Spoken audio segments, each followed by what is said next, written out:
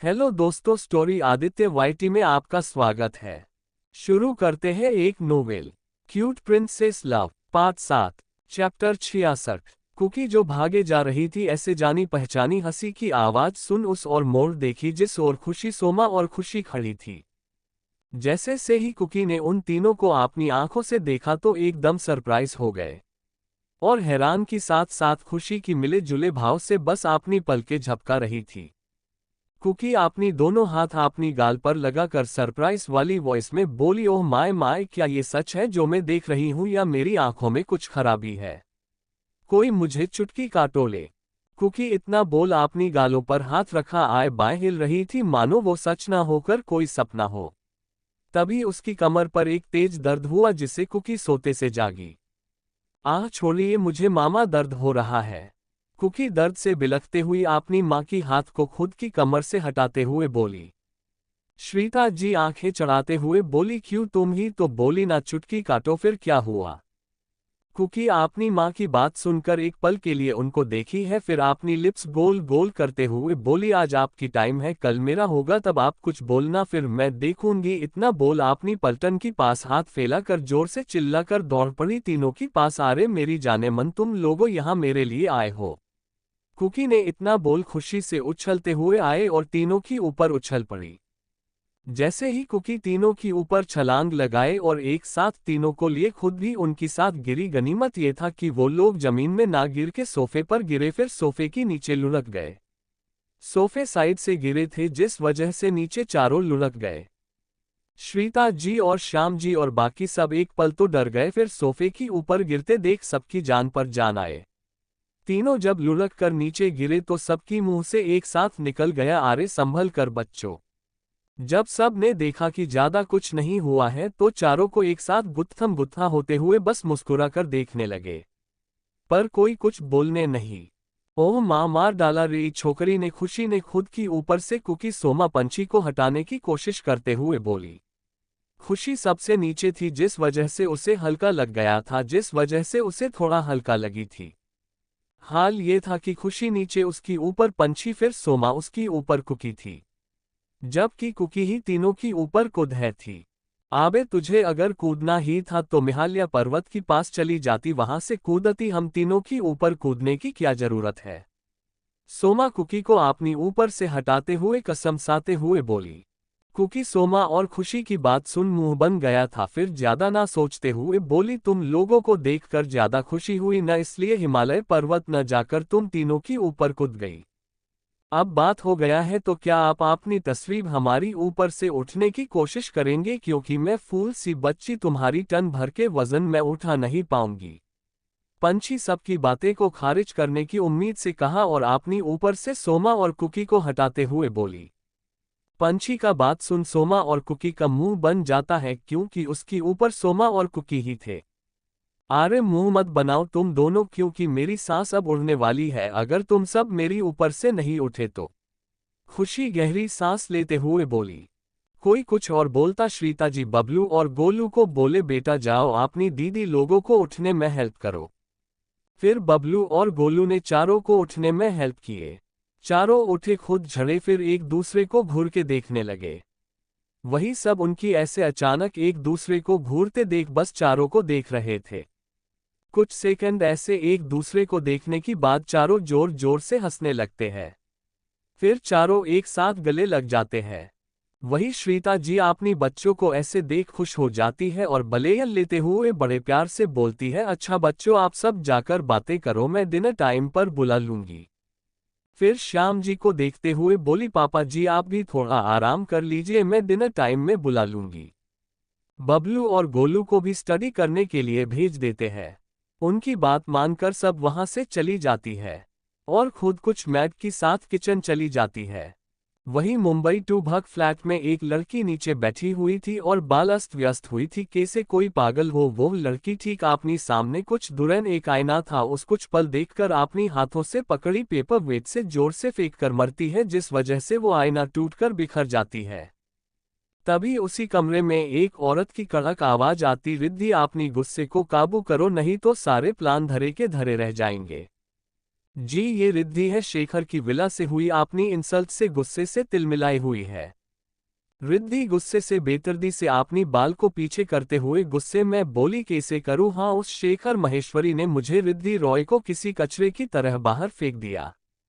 आपके लिए छोटी बात होगी मेरे लिए नहीं मैं अपनी इंसल्ट को नहीं भूल सकती। तभी वो औरत आकार रिद्धि की बाल सेलाने लगती है तो रिद्धि अपनी सर उठाकर देखती है तो वो औरत को देख डर जाती है। तभी रिद्धि को एक तेज दर्द अपनी बालों पर महसूस हुआ। वो औरत रिद्धि की बाल सहलाते हुए ही गुस्से से कसकर पकड़ लिया था और गुस्से से अपनी दांत पिसते हुए बोली तुम नालायक लड़की मेरी इतने सालों के किए कराए पर पानी फेर दोगे सिर्फ अपनी सो कॉल्ड इंसल्ट की चलते। पर मैं तुझे ऐसा कुछ नहीं करने दूंगी। और मैंने तुझे माना किया था अभी शेखर की सामने न जाने को मैं अपनी पालनिन की हिसाब से ही सब करेंगे पर तुम आते ही पहुंच गई शेखर के पास ये जानते हुआ भी कि वो लड़कियों को देखना तो दूर किसी लड़की की वहां होना बर्दाश्त नहीं करता। रिद्धि उस औरत की बात सुन अपनी बालों से उसकी हाथ हटाते हुए बोली mom I am sorry please leave me मुझे दर्द हो रहा है। चैप्टर 67 जहरीली माँ। दर्द हो रहा है तो बर्दाश्त भी करो मैंने तुम्हारी वजह से इतने सालों की किए हुए प्लान को बर्बाद होने नहीं दे सकती। इतना बोल रिद्धि की माँ गुस्से से उसकी बाल को जोर झटक कर छोड़ दिया। फिर एक गहरी सांस लिए बोली कल सुबह रेडी रहना हम वहां जाएंगे अब मैं जैसा बोलूं वैसा करना वरना मुझे नहीं पता मैं तुम्हारी साथ क्या कर दूं। इतना बोल वो चली जाती है वही उनकी जाने की बाद रिद्धि अपनी सर को सहलाते हुए खुद में बड़बड़ करती है ये पहली ऐसी माँ होगी जो अपनी ही बेटी से लाड ना लड़ाकर गुस्सा और जहर उगलती है एकदम जहरीली माँ है। तभी फिर से उसकी माँ दरवाजे पर रुककर बिना पलटे ही तेज कड़क आवाज में सुख मनाओ अभी तक तुम पर जहर नहीं उगली हूं वरना तुम्हें मेरी कोख मैंने आने से पहले ही मार देती। इतना बोल वहां से चली चली जाती है। वही रिद्धि को ये सुन बुरा तो लगता है फिर अपनी फीलिंग को काबू कर उठकर वॉशरूम चली जाती है। वही दूसरी तरफ पंछी खुशी सोमा और कुकी डिनर करके एक ही रूम में बैठे थे वो भी नीचे गद्दे डालकर। क्योंकि जब चारों फिर से एक साथ है तो अलग अलग ना सोकर एक साथ एक ही रूम में सोएंगे पर बेड पर न सोकर नीचे गद्दे बिछाकर सोने का फैसला लिए। ये भी सही है जहां नीचे सोने पर जो मजा आता है वो मखमल किंग या क्वीन साइज बेड पर नहीं आती। चारों एक साथ लेटे हुए थे बिचाई सोमा और पंछी थे और उनकी बगल खुशी और कुकी थे। वैसे ही लेटे हुआ बात कर रहे थे और खिलखिला कर हंस रहे थे। तभी वहां श्रीता जी एक मैड की साथ आए। मैड की हाथ पर सबकी पसंद की पीने के लिए लाए थे। श्रीता जी अंदर आते हुए बड़े प्यार से बोली बच्चों अब रात हो गई है सो जाओ कल सुबह तुम सबको गांव भी तो देखने जाना है ना। फिर अपनी साथ लाई मैड को देखे सबको पीने के लिए आपनी अपनी पसंद की पीने को दिए शिवाय कुकी की। कुकी ने जब देखा सबको अपनी पसंद किए हुए पीने को मिला खुद को साधा हल्दी वाला दूध तो अपनी मुंह को सिकुड़ ली। जिसे देख श्रीता जी अपनी आंखें छोटी छोटी किए धमकी देने वाले आवाज में बोली आज जो तुम कारनामा की हो उसकी सजा में ये हल्दी का दूध पीना तो पड़ेगा जैसे भी हो। अपनी माँ की ऐसे अपनी दोस्तों के सामने खुद को धमकी देता देख बुरा सा मुंह बना लेती है। फिर आपने वैसे ही बुरा सा मुंह बनाकर बोली कल भी आप ऐसा वाला दूध दिया था वो भी बिना गलती की तो आज मैं क्या उम्मीद करूं। इतना बोल आपनी सामने ट्रे पर रखा हल्दी का दूध को घूरने लगती है। वही कुकी की ऐसे मुंह बनाता देख हंस रहे थे। अच्छा कल तूने गलती नहीं की तो ये बता हरी का गया को किसने खुला छोड़ दिया जिस वजह से वो कल दूध बेचने के लिए मार्केट नहीं ले जा पाया। फिर आपनी कमर पर हाथ रखे एक हाथ को नचा नचा कर बोली तुझे पता है उसका कितना नुकसान हुआ है।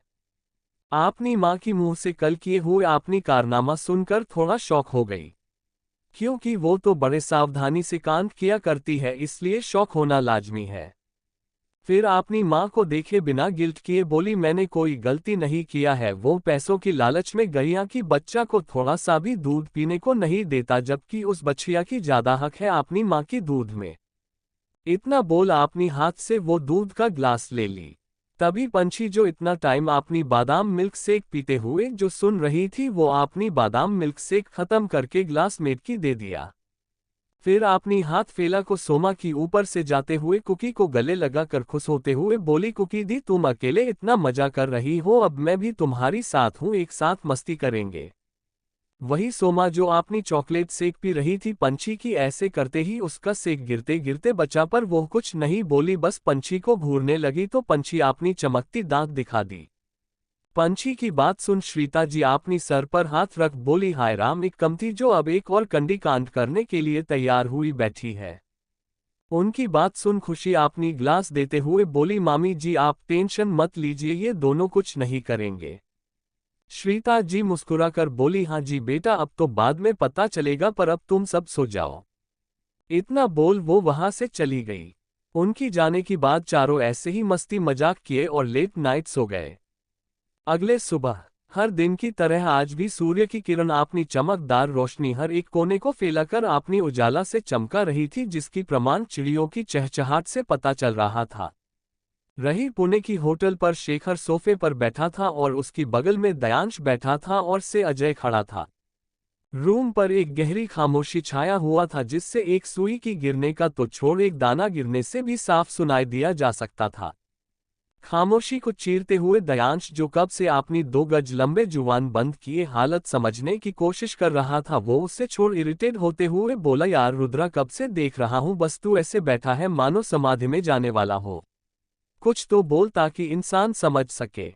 दयांश की बात सुन शेखर अपनी शांत मगर गहरी आवाज में बोला, कितने बिजनेसमैन है दुनिया जिसकी दिमाग सर पर ना होकर घुटनों में होता है, जिसकी चलते उनको बैनक्रॉफ्ट भी होना पड़ता है।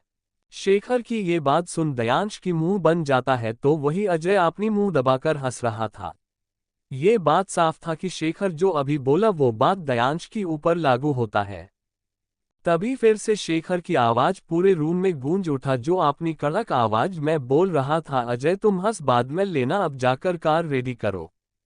इतना बोल अजय को अपनी गहरी नजरों से देखने लगा। वही अजय शेखर की ऐसे बात सुन मुंह दबाकर जो हंस रहा था वो एक पल में गायब हो गया और अपनी हड़बड़ाती आवाज में बोला, जी जी बॉस। इतना बोल वो बिना कुछ बोलने का मौका दिए वहां से भाग गया, ताकि शेखर उसे कुछ और पूछकर क्लास ना ले ले। चैप्टर 68। अजय की जाने की बाद दयांश ने शेखर को देख मुंह गोल गोल घुमाते हुए बोला, वैसे एक बात बोल, तूने पैदा होते ही क्या खाया जो तेरा दिमाग इतना फर्स्ट है? दयांश की अजीबोगरीब सवाल सुन एक पल अपनी गहरी नजर से शेखर उससे देखता रहा, पर अगले पल अपनी शांत आवाज में बोला, मैं पैदा होते ही क्या खाया वो तो याद नहीं, पर मुझे ये पता है कि तू पैदा होते क्या खाया जो इतना बेवकूफ है बनकर रह गया। शेखर इतना बोल दयांश को एक तिरछी स्माइल देकर अपनी मोबाइल को उठा अपनी जेब की हवाले करके अपनी वॉच पर एक नजर डाल वहां से चला जाता है। वही दयांश शेखर का ऐसा जवाब सुनकर दयांश का मुंह बन गया और अपनी पैर पटकते हुए शेखर के साथ चला गया। वही अजय ने कार रेडी कर दिया था, जिससे जाकर बैठकर अपनी बॉडीगार्ड के साथ वहां से निकल जाते हैं। वही दूसरी तरफ राम भवन में पंछी सोमा खुशी कुकी रेडी होकर जब नीचे आए तो नीचे का नजारा सब लोग हैरान हो गया, क्योंकि नीचे इतना तैयारी चल रही थी कि घर की सब सर्वेंट से लेकर श्रीता जी भी भाग भाग कर काम कर रहे थे। तभी खुशी चारों ओर देखते हुए अपनी बगल में खड़ी कुकी से बोली, अरे वहां आज भाई की शादी है क्या, को इतना तैयारी हो रही है? इतना बोल खुशी कुकी को देखने लगी। कुकी जो अपनी बड़ी बड़ी आंखों से चारों तरफ देख रही थी, वो खोई हुई सी अपनी गर्दन हाँ में हिलाकर बोली, मुझे भी ऐसा कुछ लग रहा है। कुकी की ऐसे जवाब पर सब उसे देखने लगते हैं। फिर पंछी उससे हिलाकर बोली, वॉट आर यू सेइंग दी? हाँ कुकी, तू क्या बोल रही है? इतने दिन से यहाँ पर रही, तुझे नहीं पता भाई की शादी कब है? पंछी की बोलने बाद ही सोमा भी उसे अजीब तरह देखते हुए बोलती है। कुकी जो कब से खोई हुई थी पंछी की हिलाने से होश में आती है और सोमा और पंछी सवाल से उन दोनों को देखने लगती है, फिर कुछ याद करते हुए बोलती है, अरे नहीं, मुझे नहीं पता आज घर में इतना साज सज्जा क्यों है, पर इतना पता है कि भाई की शादी नहीं है क्योंकि भाई यहाँ है ही नहीं। अच्छा, फिर इतना सजावट भाग दौड़ क्यों हो रहा है? खुशी पूरे घर को अपनी नजर दौड़ाकर बोली, जहां सब जल्दी जल्दी काम कर रहे थे। यार मुझे क्या पता, और ऐसे अचानक क्यों इतना सजा रहे हैं? कुकी ने थोड़ी चील कर बोली। कुकी का चिढ़ता देख कोई कुछ सवाल नहीं किया। तभी वहां से एक सर्वेंट हाथों में कुछ नया डिजाइन की प्लेट्स लेकर जा रहा था, जिसे देखकर सोमा कुछ सोचते हुआ रोक लेती है, फिर उस प्लेट को देखते हुए पूछती है, आज घर को इस तरह से क्यों डेकोरेट किया जा रहा है, कुछ फंक्शन है क्या? सोमा की ये पूछने पर सब उस सर्वेंट को देखते हैं। एक पल तो सर्वेंट भी डर जाता है सबको यूं खुद को देखता पाकर, पर अगले पल खुद को नॉर्मल होकर बोला, अरे बेबी जी वो क्या है ना, हमारी गांव को किसने गोद लिया है, तो वो आज यहाँ गांव में आएंगे तो यहाँ भी आएंगे, इसलिए इतना साज सज्जा लगा हुआ है। सर्वेंट इतना बोल चला गया और सबकी फेस पर एक क्वेश्चंस मार्क छोड़ गया। अरे वाह, ऐसा भी होता है, गांव को भी गोद लेते हैं, मुझे तो लगता था सिर्फ बच्चा गोद लेते हैं, पर यहाँ तो एक नहीं दो नहीं पूरी गांव ही गोद ले लिया किसी ने। पंछी उस सर्वेंट को जाता देख उसकी बात पर अपनी दिल की बात सर को खुजलाते हुए बोल दिया। उसकी बात पर सोमा अपनी एक उंगली से अपनी गाल की टेप करते हुए बोली, हाँ पंछी तुम से ही बोल रही हो, मैंने भी पहली बार ऐसा कुछ सुना है। क्या जमाना आ गया है ना। इतना बोल कुकी को देखने लगी। कुकी जो अब तक उस सर्वेंट की बात को समझने की कोशिश कर रही थी, वो अपनी ऊपर 3 जन की नजरें जब महसूस हुआ तब वो उन तीनों को देख बोली, यारुखे ऐसा मत देखो, ये मेरे लिए भी नया है और मुझे अब भूख लगी है, तो चले कुछ खाए बाद में इस बारे में सोचेंगे। कुकी लास्ट लाइन बोलते वक्त अपना छोटा मुंह और छोटा कर ली और अपनी हाथ पेट पर फेरते हुए बोली। कुकी की बात पर सबको याद आया कि उन्हें भी भूख लगी है। फिर सब वहां से डाइनिंग हॉल में चले जाते हैं। वही गांव की सबसे सुंदर और पुरानी मंदिर में जी गांव की आने की छोर पर पड़ता है, मतलब पहला मंदिर से होकर ही गांव के अंदर जाता है। वहां पर कुछ सभ्य लोग खड़े किसी का आने का इंतजार कर रहे थे। आज तो पूरा गांव सजाया गया था। जो लोग वहां खड़े थे उनमें से एक आदमी ने दूर रास्ता देखते हुए कहा, अरे भाई गौरव, वो लोग कब तक यहाँ आएंगे? ये गौरव है कुकी की पापा, जो रात को ही पूरी गांव को गोद लिए जाने से लेकर सब बात बताए थे और यह भी कि इसमें उनको क्या क्या फायदा होगा। कुकी की पापा हमेशा से चाहते थे कि शहर में जो सुविधाएं हैं वो गांव पर भी हो, ना किसी नुकसान से मतलब पेड़ पौधों जंगल पहाड़ को नुकसान हुए। तो जब वो गांव की कार्य धरता है तो उनके पास जब अपनी गांव को और डेवलप करने के लिए बहुत ही गवर्नमेंट संस्था के पास गए, पर इंडिया की गवर्नमेंट तो टेहरी कछुआ की चाल वो तो होने सा रहा, इसलिए उनको ऐसे किसी की साथ चाहिए था जो उनकी हेल्प करे, वो भी बिना किसी एहसान की। सब लोग बात करे थे कि तभी वहां पर एक से एक कई कार आए, जिसमें एक की कीमत लाखों नहीं करोड़ों में है। ऐसे कार आता देख सब समझ गए कि उनकी गांव को जिसने गोद लिया था वो आ गया है। जैसे ही सारे काज रुकी, गौरव जी की साथ सब उनकी साथ वेलकम के लिए आगे बढ़ गए। सारे कार रुकते ही सब बॉडीगार्ड बाहर आए। उसके बाद उसमें से एक बॉडीगार्ड जाकर चमचमाती हुई फरारी, जो मिरर ब्लैक की वजह से जो और भी चमक रहा था, उस कार की डोर ओपन करता, जिसमें से एक एक कर 2 हैंडसम लड़के निकलते हैं। जिसमें से एक लड़का का तो फेस में कोई भाव नहीं था, तो दूसरा का इतना लोग को देखते हुए एक कंफ्यूज था, जिसे वो कभी गांव के लोगों को देखता तो कभी उस बिना भाव लिए खड़ा उस लड़के को।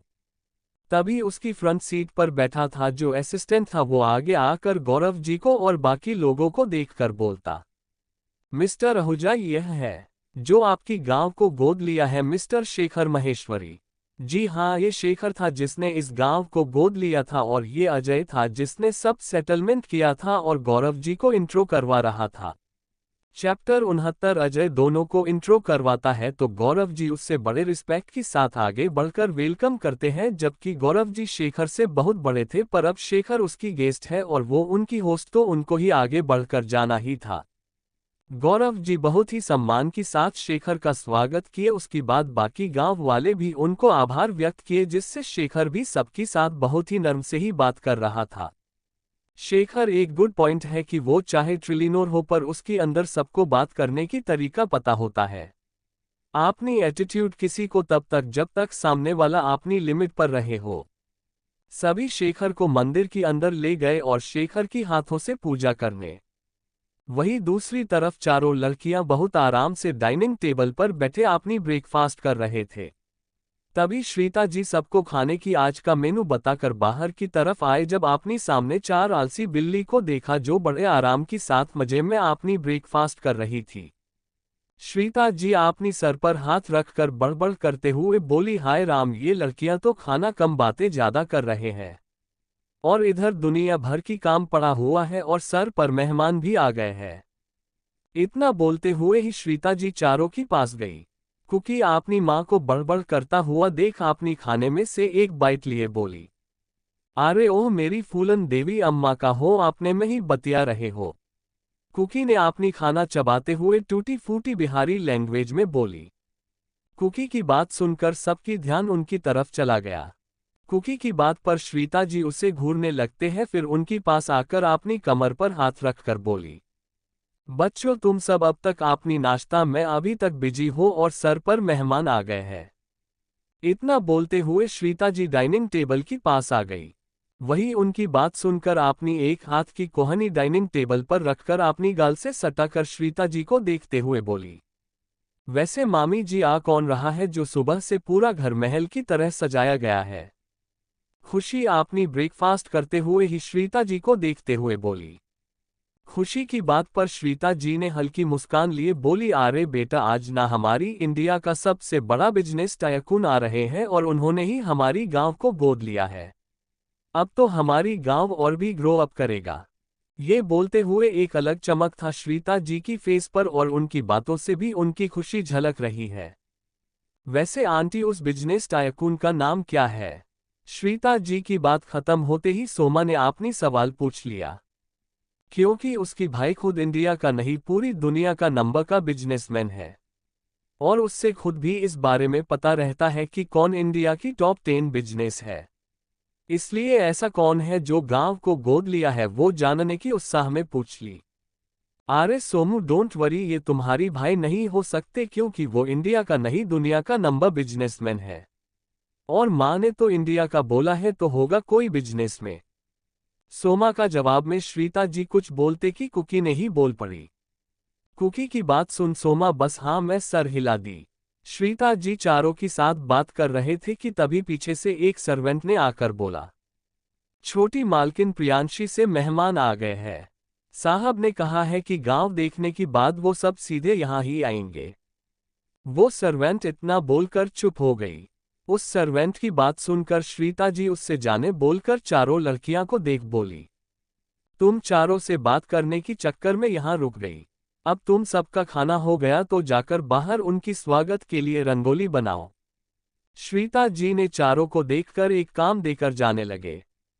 उनको जाता देख कुकी जल्दी से बोली, माँ मुझे ये सब नहीं बनाना आता जो आप बोलकर ऐसे चले जा रही है। कुकी की बात सुनकर श्रीता जी रुकी और पीछे मुड़कर एक बार कुकी को देखकर फिर पंछी को देखे और वही जाते हुई बोली, तुम नालायक हो तो क्या हुआ, पंछी है ना, उससे आती है वो कर देगी। मुझे पूरा यकीन है मेरी बच्ची ये काम कर लेगी। ये बोल श्रीता जी वहां से अपनी बाकी काम देखने चले गए। उनकी जाने की बाद सब लोग पंछी को देखे जो कब से टुकुर टुकुर देख रही थी। कुकी पंछी को देख बोली, अरे मेरी प्यारी बहन का टुकुर टुकुर का देखत रहे हो, चलो बाहर स्वागत के लिए रंगोली बनाओ। कुकी ने अपनी टूटी फूटी बिहारी में बोली। कुकी की ऐसे बात सुन पंछी उठी और कुकी की तरफ अजीब नजरों से देखकर बोली, बाय द वे पूर्वी दी, जब आपको ये लैंग्वेज नहीं आती तो आप बोला भी न करो, फलती खुद की मिट्टी प्लीद करने में लगे हो, साथ में हमारी भी। इतना बोल पंछी उठकर वहां से बाहर जाने लगी। वही पंछी की ऐसे बात सुन कुकी हैरान थी, क्योंकि पंछी शरारती थी पर कम बोलती थी, और आज तो वो बिना मारे ही सीधा शॉट पर शर्ट मार रही थी। पंछी जाते जाते रुक गई और खुशी सोमा और कुकी को देखकर बोली, अगर स्टैच्यू बनने का कोटा पूरा हो गया हो तो आप सब रंगोली लेकर बाहर आओ, इतना तो कर ही सकते हो आप सब। ये बोल पंछी वहां से चली गई। उसकी चली जाने की बात सब जो बुद्ध बने हुए थे कि तभी कुकी ने सोमा को देखते हुए बोली, सोमा सच बता, ये हमारी भोली पंछी को तेरी भाई ने क्या खिला दिया जिससे ये ऐसे सीधा सीधा बात करने लगी ही? कुकी अपनी मुंह बिगाड़ते हुए बोली।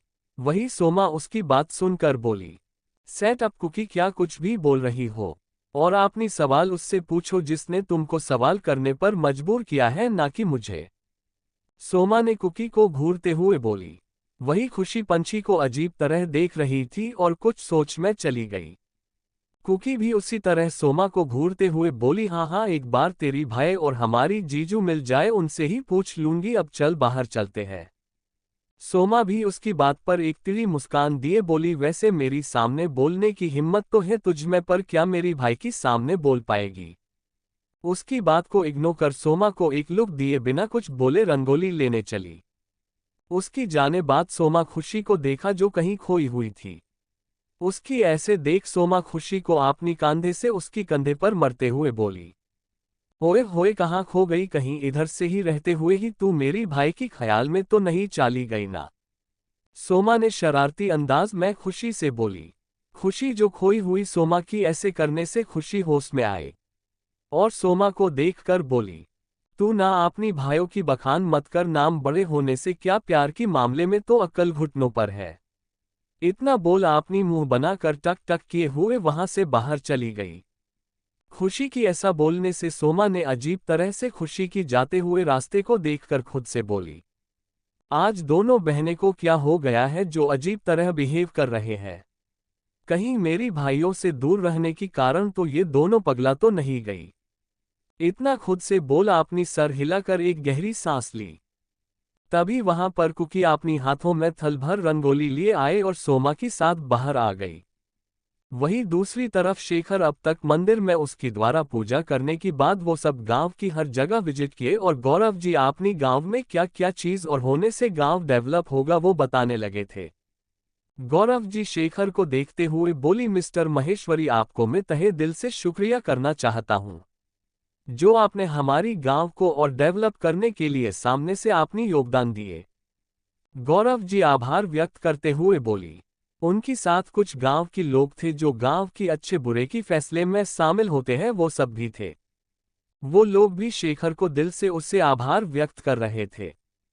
गौरव जी की बात सुनकर शेखर ने हल्की मुस्कान के साथ बोला, नहीं मिस्टर आहूजा, आपको शुक्रगुजार होने की जरूरी नहीं है, इसमें कुछ मेरा भी प्रॉफिट है, तो आप मुझे बार बार आभार व्यक्त ना करें। शेखर ने बड़े आत्मीयता से बोला, और उनको गांव में कैसे ग्रो अप किया जाए, वो भी कोई भी प्राकृतिक को हानि न पहुंचाए। गांव के पास ही हरी भरी पहाड़ था और उसमें से बहता वाटरफॉल को दिखने में ज्यादा ही सुंदर था। उससे देख शेखर उस तरफ जाने लगा। उसको उस तरफ जाता देख गौरव जी और बाकी सब भी उस तरफ जाने लगे। तभी वहां पर एक जंगली छोटे भालू आ गया, जिससे देख सब एक पल के लिए एक जगह में ही जम गए और शेखर की बॉडीगार्ड अपनी बॉस के सामने भालू देख जल्दी से एक्शन में आ गए। ये देख शेखर ने अपनी हाथों से कोई भी एक्शन लेने से इशारा करके माना कर दिया। चैप्टर 70। वही दयांश और अजय शेखर की ऐसे इशारा करने से एक पल तो और टेंशन में हो गए कि आखिर शेखर करने क्या वाला है, बल्कि सबने एक बार परेशान हो गए। वो भालू भी ज्यादा बाद नहीं था, पर भालू तो था वो भी जंगली, इसलिए सब परेशान हो गए। तभी शेखर धीरे धीरे वो भालू के पास जाने लगा। वो भी भालू की आंखों को देखने की कोशिश कर रहा था, क्योंकि भालू की बाल आंखों को ढक रखता है, जिस वजह से भालू सामने से न देखकर तिरछा देखते हैं।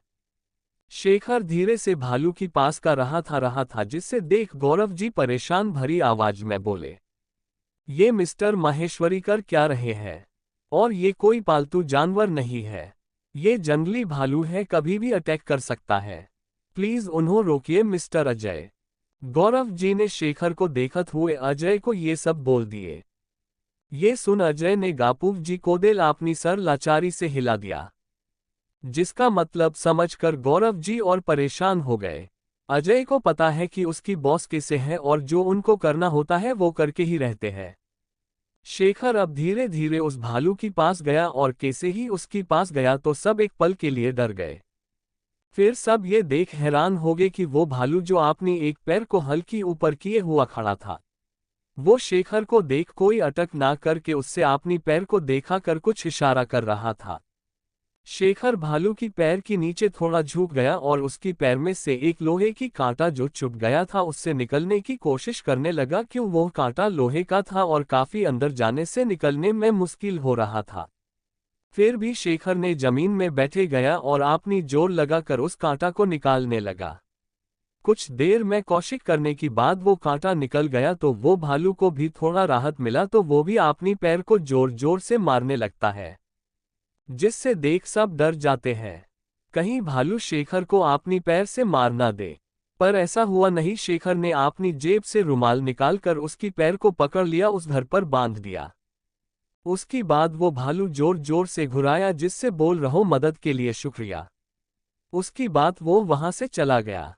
भालू की जाने की बात दयांश और बाकी सब शेखर के पास दौड़ कर गए।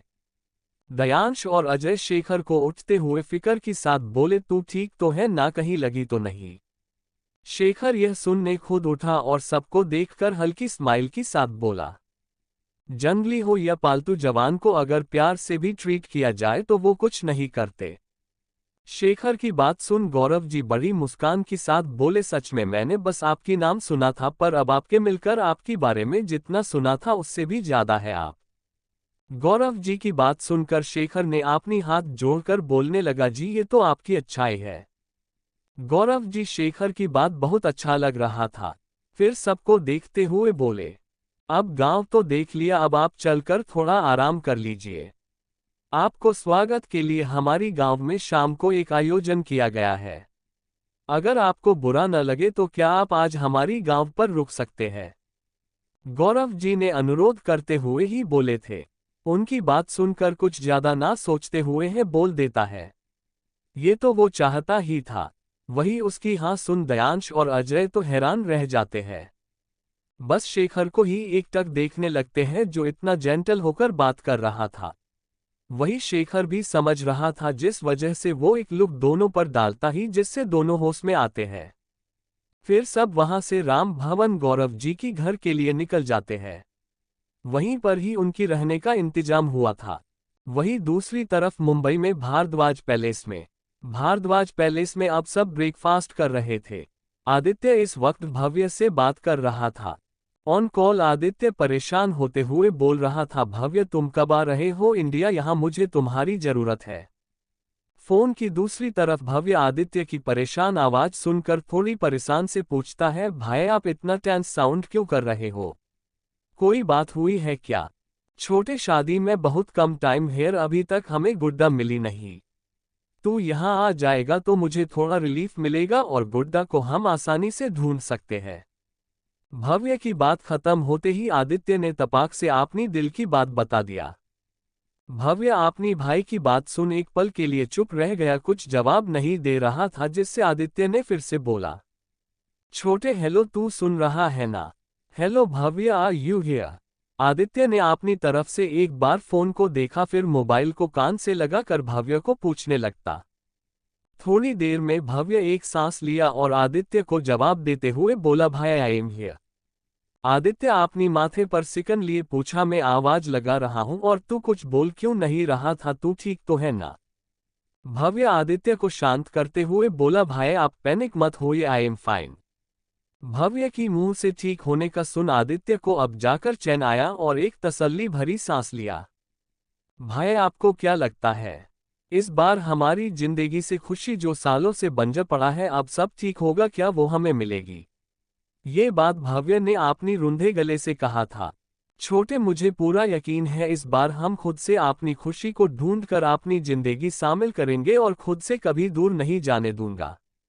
भव्य की बात खत्म होते ही आदित्य ने एक सांस में ये बात बोल दिया था। आदित्य की बात सुनकर भव्य को कुछ पॉजिटिव होने जैसा लगा, इसलिए वो भी जोश में आ गया और अपनी कॉन्फिडेंट वॉइस में बोलने लगा, हाँ भाई अब तो मुझे भी यकीन है इस बार कुछ गलत नहीं होगा और मैं और आप मिलकर कुछ गलत होने नहीं देंगे। मैं कल ही निकल रहा हूँ इंडिया के लिए, फिर साथ में मिलकर अपनी लिफे की सारी दुख को दूर कर खुशी लाएंगे। फोन की दूसरी तरफ से अपनी छोटे भाई की मुंह से एक उम्मीद एक यकीन मिलता देख आदित्य को भी अच्छा लगता है और उसके चेहरे पर मुस्कुराहट आ जाता है।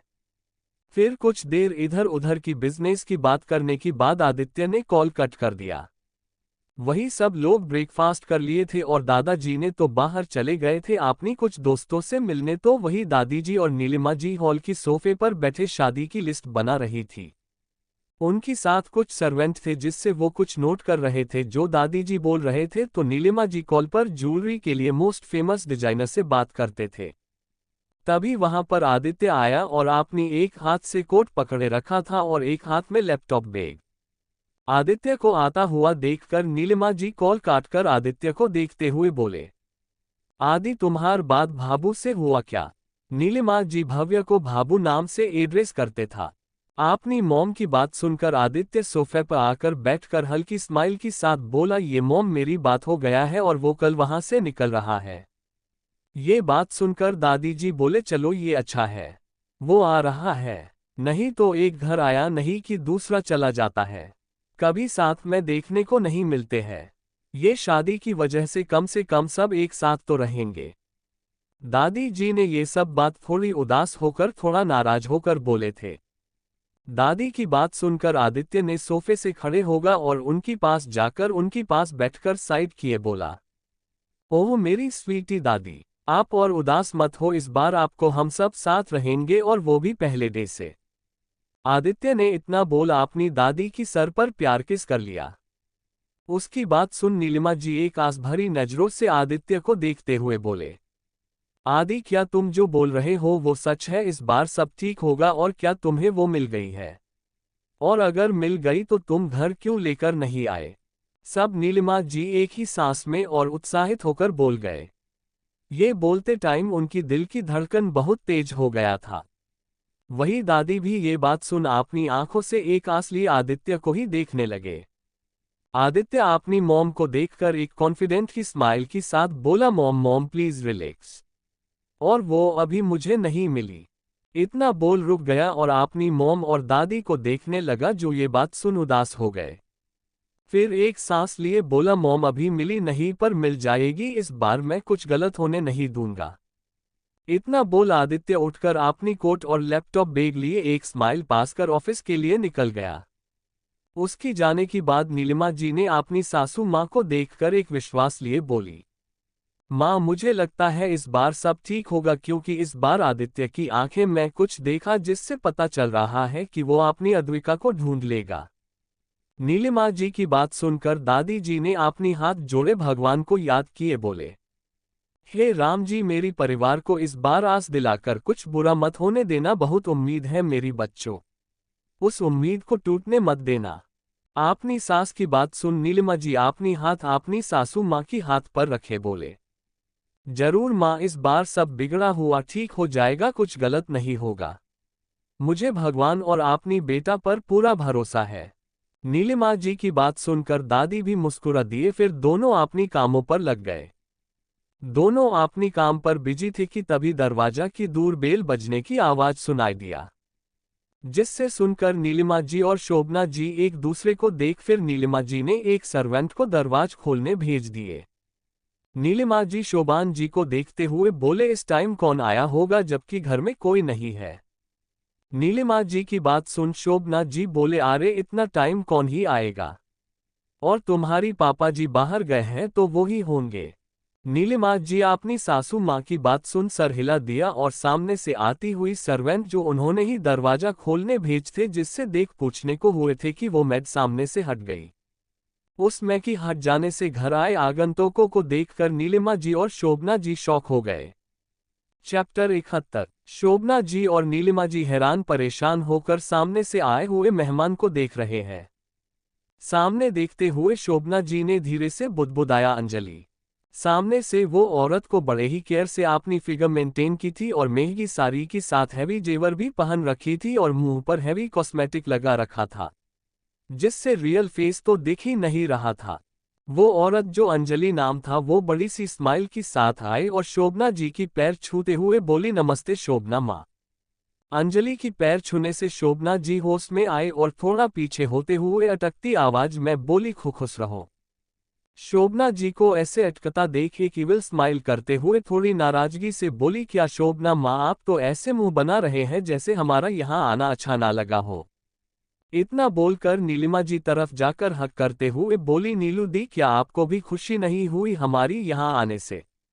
इतना बोल नीलिमा जी से अलग हो गई। नीलिमा जी को कब से बिना भाव से अंजलि को देख रही थी। वो फीकी मुस्कान के साथ बोली, अरे अंजलि ऐसी कोई बात नहीं, ऐसे अचानक बिना इन्फॉर्म किए आ गई ना तो हैरान लग रहा है, बाकी कोई बात नहीं है।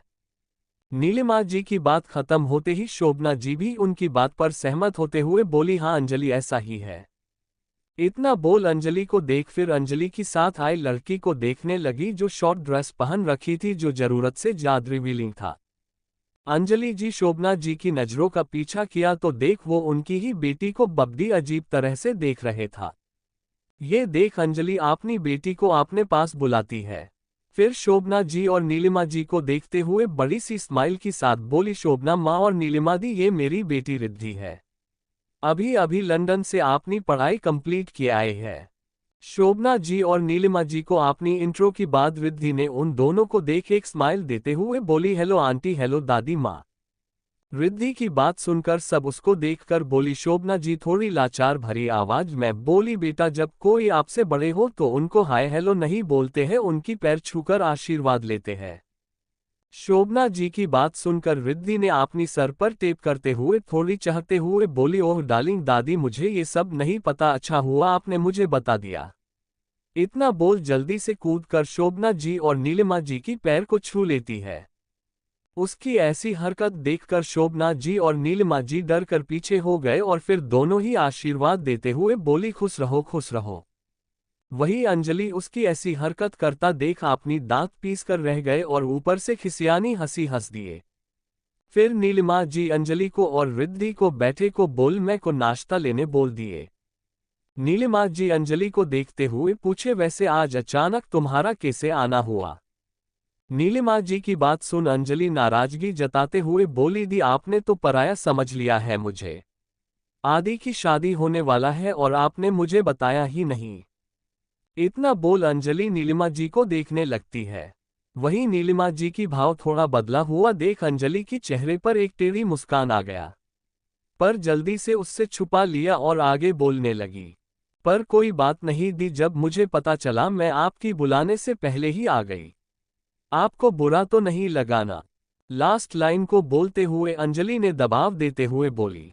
अंजलि की बात सुनकर नीलिमा जी लाइट मुस्कान के साथ बोले, इसमें बुरा मानने की कोई बात ही नहीं अंजलि, तुम आए अच्छा लगा।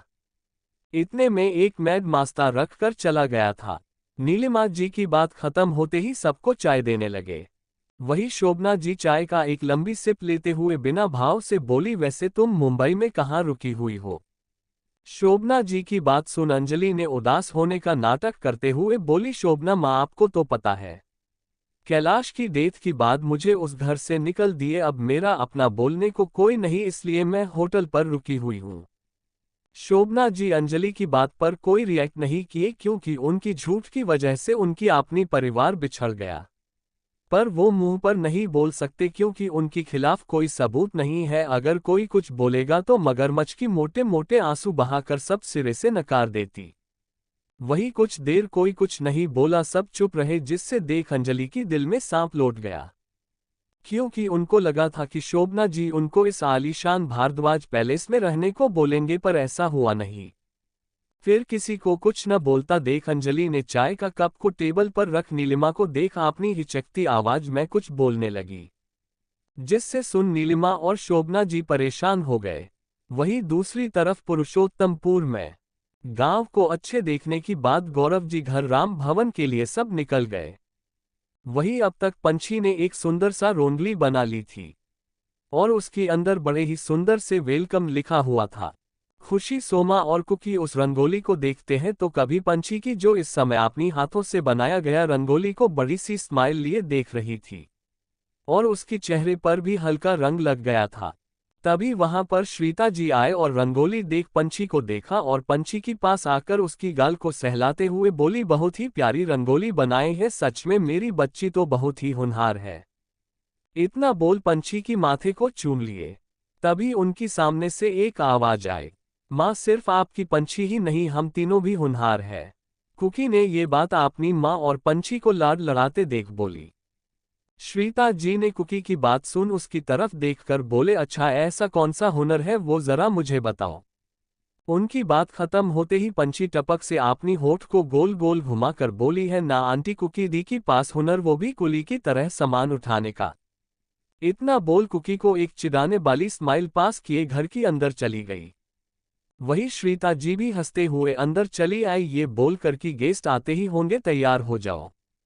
उनकी जाने की बाद कुकी पंछी जिस तरफ गई थी उस तरफ देखते हुए बोली, यार मुझे किसी तांत्रिक को बुलाना पड़ेगा पंछी को ठीक करने के लिए। सोमा और खुशी उसकी बात सुन एक अजीब तरह देख अंदर आ गए। वही कुकी सबको ऐसे जाते देख अपनी मुंह बिगाड़े अंदर आ गई। चैप्टर 72। राम भवन में सब काम खत्म हो गया था, बस मेहमानों की आने का इंतजार था। भवन की एक कमरे की अंदर चारों लड़की तैयार हो रही थी।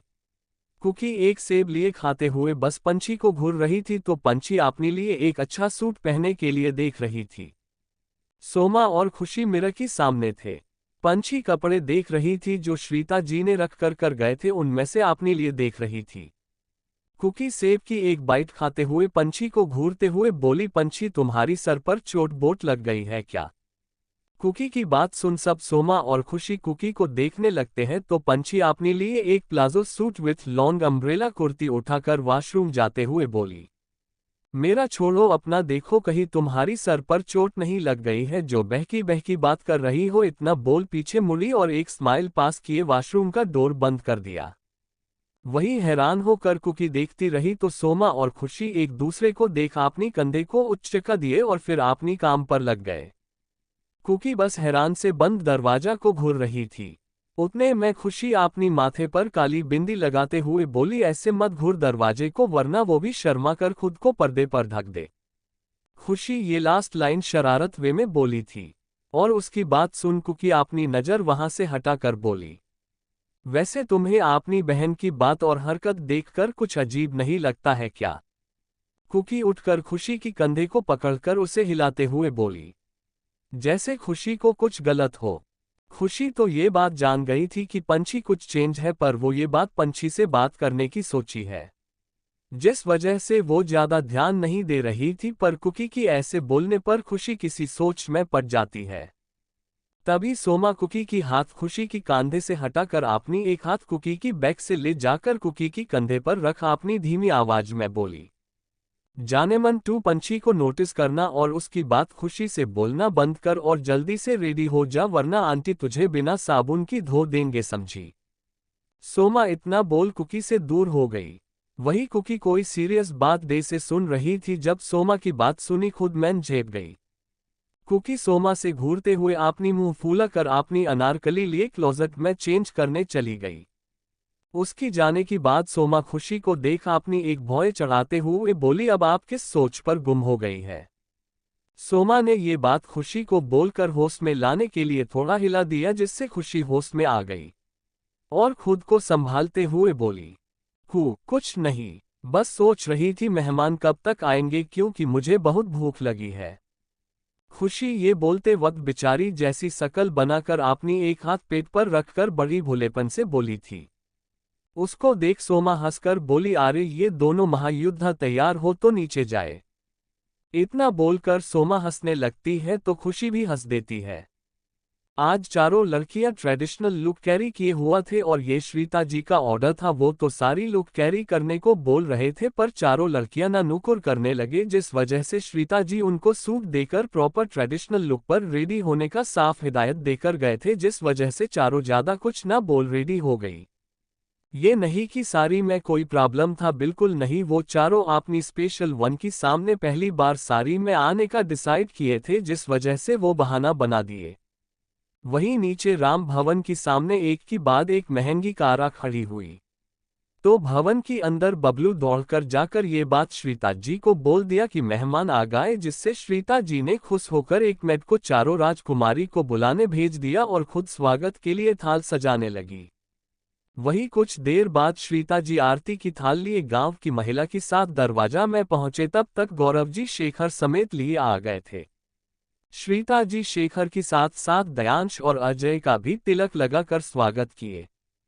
तब तक चारों लड़कियां भी तैयार हुए आ गई थी, पर दरवाजे पर भीड़ होने की वजह से वो चारों थोड़ी दूरी पर खड़ी हो गई थी। सब चीज हो जाने बाद शेखर ने झुककर श्रीता जी की पैर छूने के लिए झुकने लगा तो श्रीता जी एक हाथ से थल लिए दूसरे हाथ से शेखर की कंधे पर हाथ रख रोक दिए और बोले, आरे आरे मिस्टर महेश्वरी, ये आप क्या कर रहे हैं? इतना बोल शेखर को देखने लगी।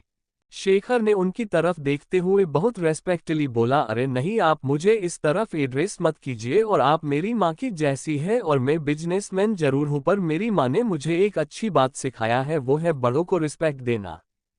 वही वहां पर खड़े सब शेखर की बात विनम्रता देख सबको बहुत अच्छा लगा, और उनकी मन में इस बात का भी खुशी हुई कि उनकी ये गांव प्रकृति से लिपटी हुई जो किसी सीनरी डे से है, वो किसी अच्छे और नेक दिल इंसान की हाथों में गया है। श्रीता जी अपनी हाथ से पकड़े थाल पास में खड़ी मैड को दिए, शेखर का बालिया लिए अपनी आंखें से काजल लेकर शेखर की कान की पीछे लगाकर बोली, बेटा आपकी बातों से ऐसा लग रहा है आपकी परवरिश किसी शहजादी ने किया है, तभी तो इतने बड़े नाम बनाकर भी बड़ों का इज्जत करना नहीं भूले। उनकी बात सुन शेखर हल्की सी मुस्कुरा दिया। फिर श्रीता जी सबको अंदर आने के लिए कहा और साइड हो गई। जैसे ही सब साइड हुए तो थोड़ी दूरी पर ट्रेडिशनल लुक से रेडी हुए चारों लड़कियां खड़ी थी। स्वागत के लिए सब लोग खड़े होने की वजह से किसी ने भी शेखर को नहीं देख पाए, और थोड़ी दूरी पर खड़े होने से कुछ बात भी सुनाई नहीं दे रहा था। वही दयांश जब सामने देखा तो हैरान हो गया, मानो कोई सपना देख रहा हो। वही शेखर के चेहरे पर कोई भाव नहीं था, पर एक सुकून था। दयांश हैरान था, वो कभी सामने देखता तो कभी अपनी बगल पर चल रहे शेखर को देखता, फिर अजय को। वही उसकी नज़र जब खुशी पर गया तो उसकी आंख तो अब बाहर आने को था। फिर वो अपनी आसपास देखे जो बहुत लोग थे तो खुद को संभाला और आगे बढ़ने लगा। वही चारों लड़कियां अपनी सामने शेखर और दयांश को देख शॉक हो गए। उन्हें तो यकीन नहीं हो रहा था कि शेखर ही उनकी सामने चलकर आ रहा था। तभी सोमा कुकी को पंछी से दूर कर परेशानी भरी आवाज में बोली, पंछी तू सच बता, तू भाई को बोल कर आई थी ना, या फिर मेरी इन प्यारी खूबसूरत आंखों को धोख हो रहा है? सोमा लास्ट लाइन अपनी आंखें को चढ़ाते हुए बोली। वही सोमा का ऐसा खींच को अलग करने से कुकी चिढ़ गई थी। सोमा की बात खत्म होते ही कुकी खींचते हुए बोली, सोमू बेबी तू इस तरफ मुझे खींच मत, मैं बहुत मुश्किल से रेडी हो पाई हूँ, फिर से मुझे ये सांप की तरफ लहराते हुए ड्रेस उन साइज हुआ तो मैं तुम्हें पीट दूंगी। कुकी ने ये बात अपनी कपड़े को ठीक करते हुए बोली थी। फिर कुकी की बात पर सोमा उससे बस घूरने लगी तो खुशी झल्ला कर सामने देखते हुए बोली, अरे ये कैसी बात कर रही है, ऐसे टाइम पर सामने देख रही है, कौन आ रहा है? कुकी ने उसकी बात का रिप्लाई देते हुए बोली, मैं क्या सबको वही दिख रहा है, और ये वही है, कोई ख्वाब नहीं, मैं तो खुश हूं, मैं चली अपनी दोनों जीजा जी की स्वागत करने। कुकी ने 4-5 बार आंख मलते हुए बोली थी। जब उससे यकीन हुआ तो अपनी बात खत्म किए वहां से जाने लगी, पर सोमा ने उससे रोकते हुए बोली, अरे मेरी अंधी तूफान एक्सप्रेस ये कहाँ चली, जरा सोच अब हमारा क्या होगा। ये मेरी बेवकूफ भाभी भाई से बोले बिना जो आए है। सोमा ने ये बात कभी शेखर को तो कभी पंछी को देखते हुए डर से बोल रही थी। सोमा की बात खत्म होते ही खुशी पंछी की हाथ पकड़कर थोड़ा दबाकर धीरे से बोली, पंछी सच में तेरी हनी तो बहुत फास्ट फॉरवर्ड है, तेरे बिना रहा नहीं गया को यहाँ भी आ गए। ये बात खुशी उसकी कान में सामने देखते हुए बोल रही थी। वही पंछी सबकी बात को अनसुना करके बस सामने आता हुआ शेखर को अपलक देख रही थी। वही शेखर पंछी को देखकर अपनी मन में बोला, जान लो मैं आ गया तुम्हारे पास, क्योंकि जान तुम जहां मैं वहां। चैप्टर 73 ये मेरी फ्यूचर वाइफ है। इतना सब शेखर अपनी मन में सोच रहा था और पंछी को देख भी रहा था जो उससे ही देख रही थी, पर इस बार शेखर पंछी की आंखों में कुछ अलग इमोशन भी देख पा रहा था। दयांश पंछी सोमा और अपनी स्वीट सी स्वीट हार्ट को यहां देख तो हैरान से बस खुशी को घूरे जा रहा था, और खुशी खुद को इस तरह घूरकर देखे जाने से थोड़ी असहज हो रही थी। दयांश कुकी को इतना अच्छे से नहीं जानता था, जिस वजह से उसे लगा कि वो यहाँ से ही या इस घर से होगी, जो कि सच भी है। खुशी जो असहज होकर इधर उधर देख रही थी दयांश की घूरने से। सोमा उसको ऐसे देख अपनी कंधे से खुशी की कंधे पर मरते हुए बोली, ओए होए भाभी जान, आप तो मेरी भाई की आ जाने से शर्माने लगे, क्या मेरी भाई ने ऐसा भी क्या कर दिया जिससे देख तुम ब्लश करने लगी? सोमा ये सब बोलते वक्त अपनी आंखें मटकाने लगी। खुशी उसकी बात सुन जो नजरें चुरा रही थी वो अब सोमा को घूरने लगती है और अपनी दबी आवाज में बोली, सोमना महेश्वरी ज्यादा अपनी गटर जैसी जुबान की सटर बंद कर, वरना तुझे अपनी भाइयों की सामने लाल कर दूंगी, फिर खेलते रहना ब्लश ब्लश। इतना बोल खुशी मुंह को तिरछी किए सामने देखने लगती है। वही पंछी जो शेखर को आते हुए देख रही थी, वो अपनी कदम शेखर की तरफ बढ़ा देती है, जिससे देख शेखर की दिल की धड़कनें जोर से धड़कने लगती है। वही सब पंछी को ऐसे जाता देख सब हैरान रह जाते हैं, क्योंकि खुशी कुकी और सोमा के अलावा कोई नहीं जानता कि शेखर और पंछी का क्या रिश्ता है, जिसे सब नासमझी से सब देखने लगते हैं। पंछी जाकर शेखर की सीने में लग जाती है और उससे ऐसा करता देख सब हैरान रह जाते हैं। श्रीता जी और गौरव जी तो बस एक दूसरे को देखते ही रहते हैं और अंदर से थोड़ा डी भी रही थे। उन्हें शेखर के बारे में जितनी जानकारी थी उससे मैं उन्हें ये पता था कि वो बहुत गुस्से वाला है और कोई उन्हें छुए उन्हें पसंद नहीं, खासकर लड़कियां तो बिल्कुल नहीं। श्रीता जी उनकी पास आकर परेशान से बोली, पंछी बेटा ये क्या कर रहे हैं आप, ये हमारी मेहमान हैं, आप इनसे ऐसे गले नहीं मिल सकते। फिर श्रीता जी शेखर को देखते हुए माफी भरी नजरों से देखते हुए बोली, सॉरी बेटा जी ये अभी बच्ची है, ना समझी मैं, हो गया आप माफ कर दीजिएगा। इतना बोल पंछी को शेखर से अलग करने लगी, पर शेखर ने उन्हें हाथ दिखाकर रोक दिया और पंछी को खुद से लगकर पंछी की चेहरे को देखते हुए श्रीता जी से बोला, आप माफी मत मांगिए, और ये मेरी फ्यूचर वाइफ है तो आपको इस चीज का माफी तो बिल्कुल नहीं मांगनी चाहिए। इतना बोल पंछी की एक हाथ को पकड़ श्रीता जी को देखने लगी, जो इसकी बात से शौक हुए खड़े थे। सिर्फ वही नहीं सब शौक थे। गौरव जी आहे आते हुए बोले, तो क्या आप दोनों एक दूसरे को जानते हो, ये तो और खुशी की बात है कि आप शादी भी करने वाले हो। सबसे बड़ी बात कि कल ही आप पंछी बेटा हमारी घर आए और इत्तेफाक से आज आप भी आए, ये बहुत खुशी की बात है। गौरव जी खुश होते हुए बोले। वही श्रीता जी खुशी को देखे, जो उनको देखते ही अपनी सर हाँ में हिला दिया, जिससे श्रीता जी गहरी सांस लिए और हल्की स्माइल के साथ बोले, अब ये बात है तो आगे की बात हम बैठकर लंच करने की बात करेंगे, क्यों अब टाइम भी हो गया है और आप पहले फ्रेश हो जाए। उनकी बात पर सब हाँ में सर हिलाया, पर तभी शेखर की नज़र एक जगह टिक गया और उसी और बिना भाव से देखने लगा। वही गौरव जी शेखर को आगे ना बढ़ता देख सबको देखे, फिर शेखर को देखते हुए बोले, मिस्टर महेश्वरी क्या बात है, आप रुक क्यों गए, कोई प्रॉब्लम है क्या? गौरव जी थोड़ा टेंस होकर पूछे। उन्हें लगा कि शायद शेखर को उनका घर पसंद ना आया हो, सोचकर बोल दिए। उनका बोलना खत्म हुआ कि सोमा अपनी दोनों हाथों की उंगली को एक दूसरे में उलझाकर अपनी सर नीचे किए शेखर के पास आकर अपनी लड़खड़ाती हुई आवाज पर बोली, भाई वो मैं बताने वाली थी। सोमा को शेखर के सामने देख एक बार फिर सब हैरान हो गए और उलझन भरी नजरों से उन दोनों को देख रहे थे कि सोमा की मुंह से भाई शब्द सुन सबको कुछ कुछ समझ तो आ रहा था, फिर दोनों को देख रहे थे। तभी शेखर कुछ बोलता दयांश नाराज होते हुए बोल पड़ा, अच्छा तू कब बताती, अब तो हम यहाँ आ गए, वरना तू बोलने के लिए मुहूर्त का इंतजार कर रही थी। सोमा दयांश को देखकर मन में ये भाई आज रुद्रा भाई की डे से क्यों बिहेव कर रहे, कैसे मैंने कोई बहुत बड़ा गलती कर दी हूँ, जैसे मैं बिना बोले चांद पर चली गई हूँ और घर में बताई नहीं। ये सब मन में सोच रही थी कि सोमा की कानों में शेखर की आवाज पड़ी जो बोल रहा था, ये बात हम बाद में करेंगे, पर करेंगे जरूर, पहले हम फ्रेश हो लेते हैं। इतना बोल शेखर एक नज़र खुशी और कुकी को देखा, फिर गौरव जी को देख बोला, ये मेरी छोटी बहन है, यहाँ देख मैं थोड़ा रुक गई क्योंकि मुझे उम्मीद नहीं था यहाँ मेरी कुछ हिस्से मिलेंगे। गौरव जी शेखर की बात पर अपना सर हिलाकर खुशी के साथ बोले, अरे वाह ये बहुत अच्छी बात है कि अनजाने में ही से ही हम आपके साथ किसी भी तरह जुड़े हुए हैं। उनकी बात पर सिर्फ शेखर ने अपना सर हिला दिया, पर उसकी फेस पर कोई भाव नहीं था।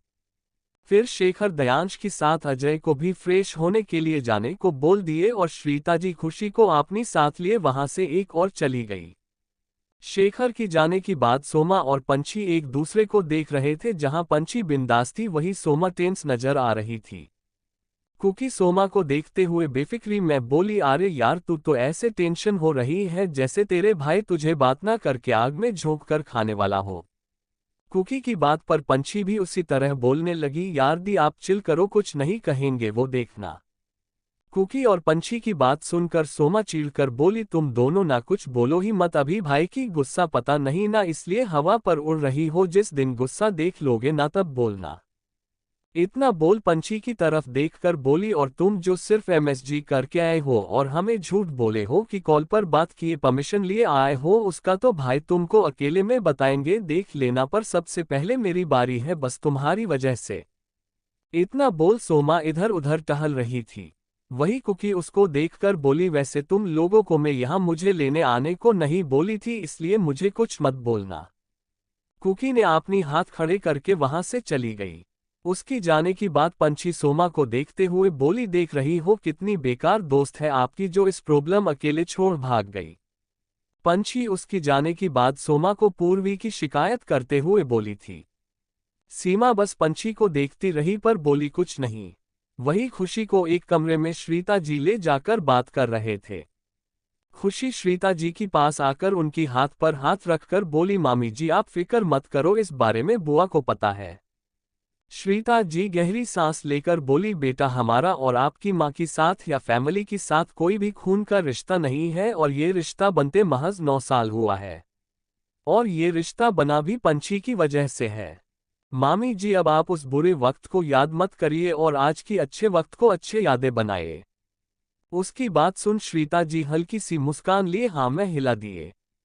तभी दरवाजा खोलने की आवाज आया तो खुशी और श्रीता जी दरवाजे की तरफ देखे तो कुकी अंदर आते हुए बोली, मम्मा आप दोनों क्या बात कर रहे हो, वो भी इस तरफ दरवाजा बंद करके। श्रीता उसकी बात सुनकर बोली, हम कोई सीक्रेट बात कर रहे थे इसलिए दरवाजा बंद किए थे ताकि इस घर की चुगलीखोर सुन न ले। श्रीता जी ये बात थोड़ा नौटंकी करते हुए बोली थी और इसका इशारा साफ साफ कुकी की तरफ ही था। और उनकी बात सुन कुकी की मुंह बन जाता है।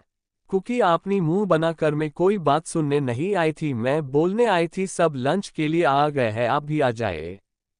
इतना बोल कुकी दोनों को देख अपनी मुंह मोड़कर मुंह बोल चली गई। वही उसकी जाने की बात श्रीता जी और खुशी हंसने लगे और फिर दोनों नीचे आ गए। वही दूसरी तरफ भारद्वाज विला में चैप्टर 74 भारद्वाज विला की स्टडी रूम में। पापा जी मुझे समझ नहीं आ रहा है कि क्या करे, और इनको पता लगा तो हम सोच भी नहीं सकते हैं वो क्या कर बैठेंगे। नीलिमा जी ये बात बहुत परेशान में बोल दिए थे, और उनकी बात सुनकर गौतम जी भी परेशान हो गए। वहां शोभाना जी भी मौजूद थी।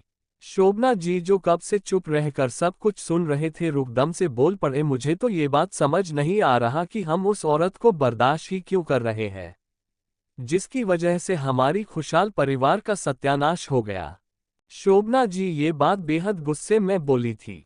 उनका गुस्सा और बात को सुन गौतम जी उन्हें शांत करते हुए बोले, शोभना तुम पहले शांत रहो, और रही बात अंजलि की तो अभी से ही वक्त नहीं आया है कि उससे पता चले कि श्रीधर की मर्डर उसने किया था, जो हमें सालों पहले पता चल गया था। गौतम जी की बात सुनकर शोभना जी अपनी तीखी नजर अपनी पति गौतम की ऊपर डालकर बेहद कड़े शब्द में बोले, उससे कब पता चलना चाहिए कब नहीं मुझे नहीं पता, पर मुझे वो मेरी घर में नहीं आनी चाहिए। एक बार तो मेरा बसा बसाया घर टूट चुका है, दोबार जो रही बची है उससे तोड़ने नहीं दे सकती। फिर एक नज़र अपनी बहू नीलिमा की ऊपर डालकर बोले, वैसे भी वो मेरी कोई नहीं लगती जिससे मैं अपनी घर में पनाह दूं, जिसकी है वो अपनी रिश्तेदार की बाहर ठिकाना ढूंढ ले, अगर मेरी बात का बुरा लगा हो तो उनकी साथ अपना भी ठिकाना ढूंढ ले। इतना सब शोभना जी बहुत कड़वाहट में बोल दिए थे। वही उनकी ये बात सुन नीलिमा जी की आंखों में नमी छा गई तो गौतम जी नाराज होते हुए थोड़ा गुस्से में बोले, शोभना तुम अब चुप हो जाओ, तुम उस बात का अब नीलिमा बहू को कोसती रहोगे। जब तुम बोलो तो ये भी सोचो कि तुम बोल क्या रही हो और किसको बोल रहे हो। शोभना जी भी गौतम जी की गुस्से का परवाह किए बिना उसी तरह फिर से बोले, मुझे माफ करिए, आज तक मैं इस बात को किस्मत की देन समझकर चुप रही, पर अब अगर फिर से इतिहास दोहराया गया तो मुझसे बुरा कोई नहीं होगा। फिर नीलिमा जी की तरफ देखकर, बहू अगर मेरी बात तुमको बुरा लगा हो तो माफ करना, पर इस बुढ़ापा की समय मुझे फिर से कुछ ऐसा देखने का हिम्मत नहीं है। ये बोलते वक्त शोभना जी हाथ जोड़ दिए थे, जिससे देख नीलिमा जी ने नम आंखों से अपनी भराई गले से नामे गर्दन हिलाकर बोले, नहीं माँ आप इस तरफ हाथ जोड़कर मुझे अपनी नजरों पर और मत गिराए। तरह हाथ जोड़कर, और आपने कुछ गलत भी नहीं कहा माँ, मुझे अपनी उस गलती का एहसास है, पर माँ मैं ऐसा जानबूझकर नहीं किया, वो अनजाने से हुआ है।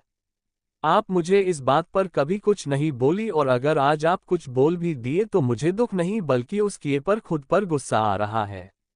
माँ, मैं ऐसा किया करूँ, मेरी अनजाने में किए गई गुनाह को सही करूँ और अपनी बच्ची को फिर से अपने पास इस घर में वापस ला सकूँ। इतना बोल नीलिमा जी शोभना जी की हाथ पर अपनी हाथ से पकड़े अपनी सर से सटा कर रो पड़ी। उनकी ऐसी हालत देख शोभना जी को बुरा तो लगा पर वो कुछ नहीं बोली और अपनी एक हाथ से उनकी पीठ को सहलाने लगी थी। तभी गौतम जी ने कहा, बहू इस तरह से रोकर खुद को कमजोर मत होने दो। और रही बात अंजलि की तो रिद्धि अंजलि की बेटी है, नहीं वो उस बच्ची की सहारे फिर से वो कुछ बात प्लान कर रही है। वही जो नीलिमा रो रही थी और शोभना जी उन्हें सांत्वना दे रही थी। जब गौतम जी की बात सुन तो वो दोनों ही हैरान होकर गौतम जी को देखकर एक साथ चौंक कर बोली, पापा ये आप क्या कह रहे हैं? गौतम, ये आप क्या बोल रहे हो?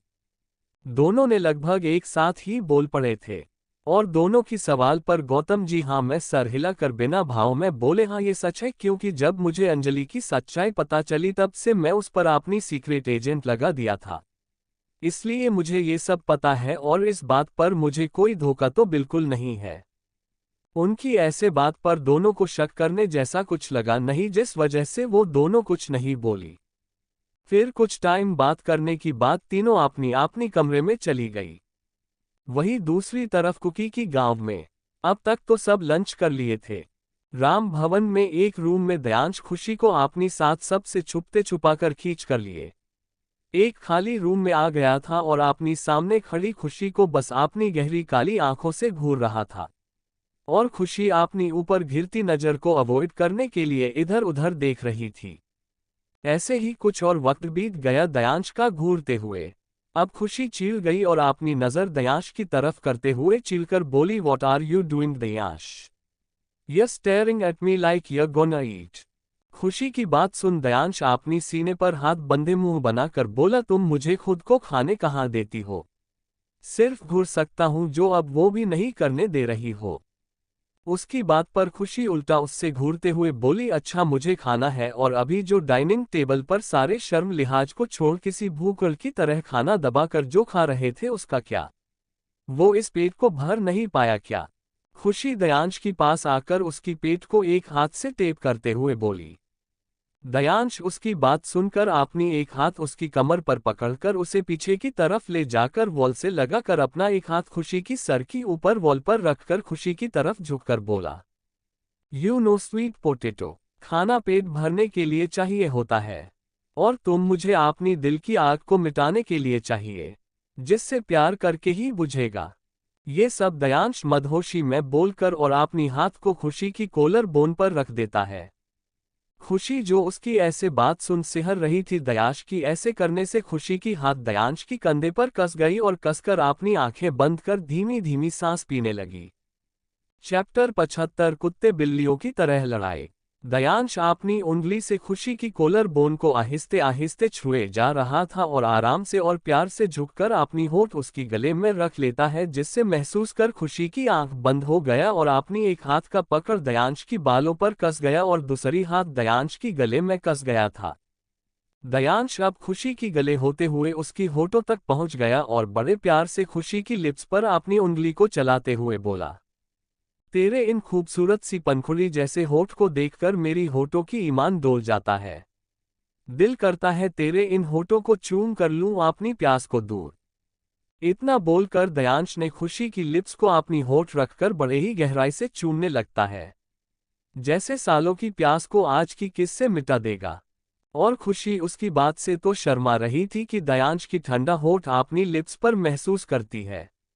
थोड़ी देर तो खुशी रुक जाती है, फिर वो भी दयांश की साथ देने लगती है। वहीं दूसरी तरफ सोमा, कुकी और पंछी उसी कमरे में लेट थे। कुकी लुढ़कते हुए आए और सोमा की कंधे पर सर रख लेती है। वही सोमा जो करवट लिए अपनी मोबाइल में कुछ कर रही थी, वो कुकी की ऐसे करने से अपनी मोबाइल साइड पर रख खुद से कुकी को खुद से दूर करते हुए हड़बड़ा कर बोली, ये क्या कर रही है तू? इधर से उधर लुढ़की जा रही है जैसे किसी ऊंची जगह से बड़े बड़े पत्थर लुढ़क कर आता है। इतना बोल उठकर बैठ जाती है। कुकी उसकी ऐसे हड़बड़ाकर खुद से दूर करने से एक तरफ लुढ़क गई थी। वो खुद को ठीक करती है और उठकर बैठ जाती है और सोमा को घूरते हुए बोली, तू तो ऐसा मुझे खिड़की दे से मैंने तेरी कोई चोरी पकड़ ली हूं। फिर आपने एक आईब्रो को उचका कर सच सच बोल, मुझे क्या छुपा रही है? को मुझे नहीं पता, इनफैक्ट हम में से किसी को भी नहीं पता। कुकी किसी सख्ती की तरह बोल रही थी। उसकी बात पर तो पहले सोमा हड़बड़ा जाती है, फिर खुद को ठीक करती है और कुकी को अपनी एक आईब्रो उचका कर बोलती है, अच्छा मैं सच्चाई की मूरत, तुम्हें ऐसा क्यों लगता है कि मैं कुछ छुपा रही हूं? कुकी बड़ी एरोगेंट वे में एक कुर्सी पर बैठेकर अपनी एक के ऊपर एक पैर रखकर अपनी एल्बो घुटनों में रख अपनी हाथ को ठुंडी पर रखकर सर टेढ़ी किए सोमा को देखते हुए बोली, क्योंकि खुशी ने भी कुछ ऐसा छुपाया था जैसा हम सबको बाद में मालूम चला, इसकी चलते मुझे ऐसा लगा, समझी। Excuse me, I am Somana Maheshwari और हम जो करते हैं खुलम खुला करते हैं, सो मुझे सबकी तरफ जज मत करना, समझी। सोमा कुकी की बात सुन एक पल उसको देखने की बाद उसे टोन में कुकी को बोला, अपनी भौएं चढ़ा कर देखती है। कुकी सोमा की ऐसे लुक पर जो बड़ी एरोगेंट वे में बैठी थी वो हड़बड़ा जाती है और अपनी बत्तीसी निकलकर खिसियानी में बोलती है, अरे मैं तो बस पजेसिव हो गई अपनी दोस्तों को किस और का होते हुए देखकर, तो मुझे लगा तेरी भी कुछ ऐसा सीन होगा इसलिए बोल दिया, so don't mind my beautiful Maheshwari. Kuki ने लास्ट लाइन थोड़ा लंबा खींचकर पर बटरिंग करते हुए बोली थी।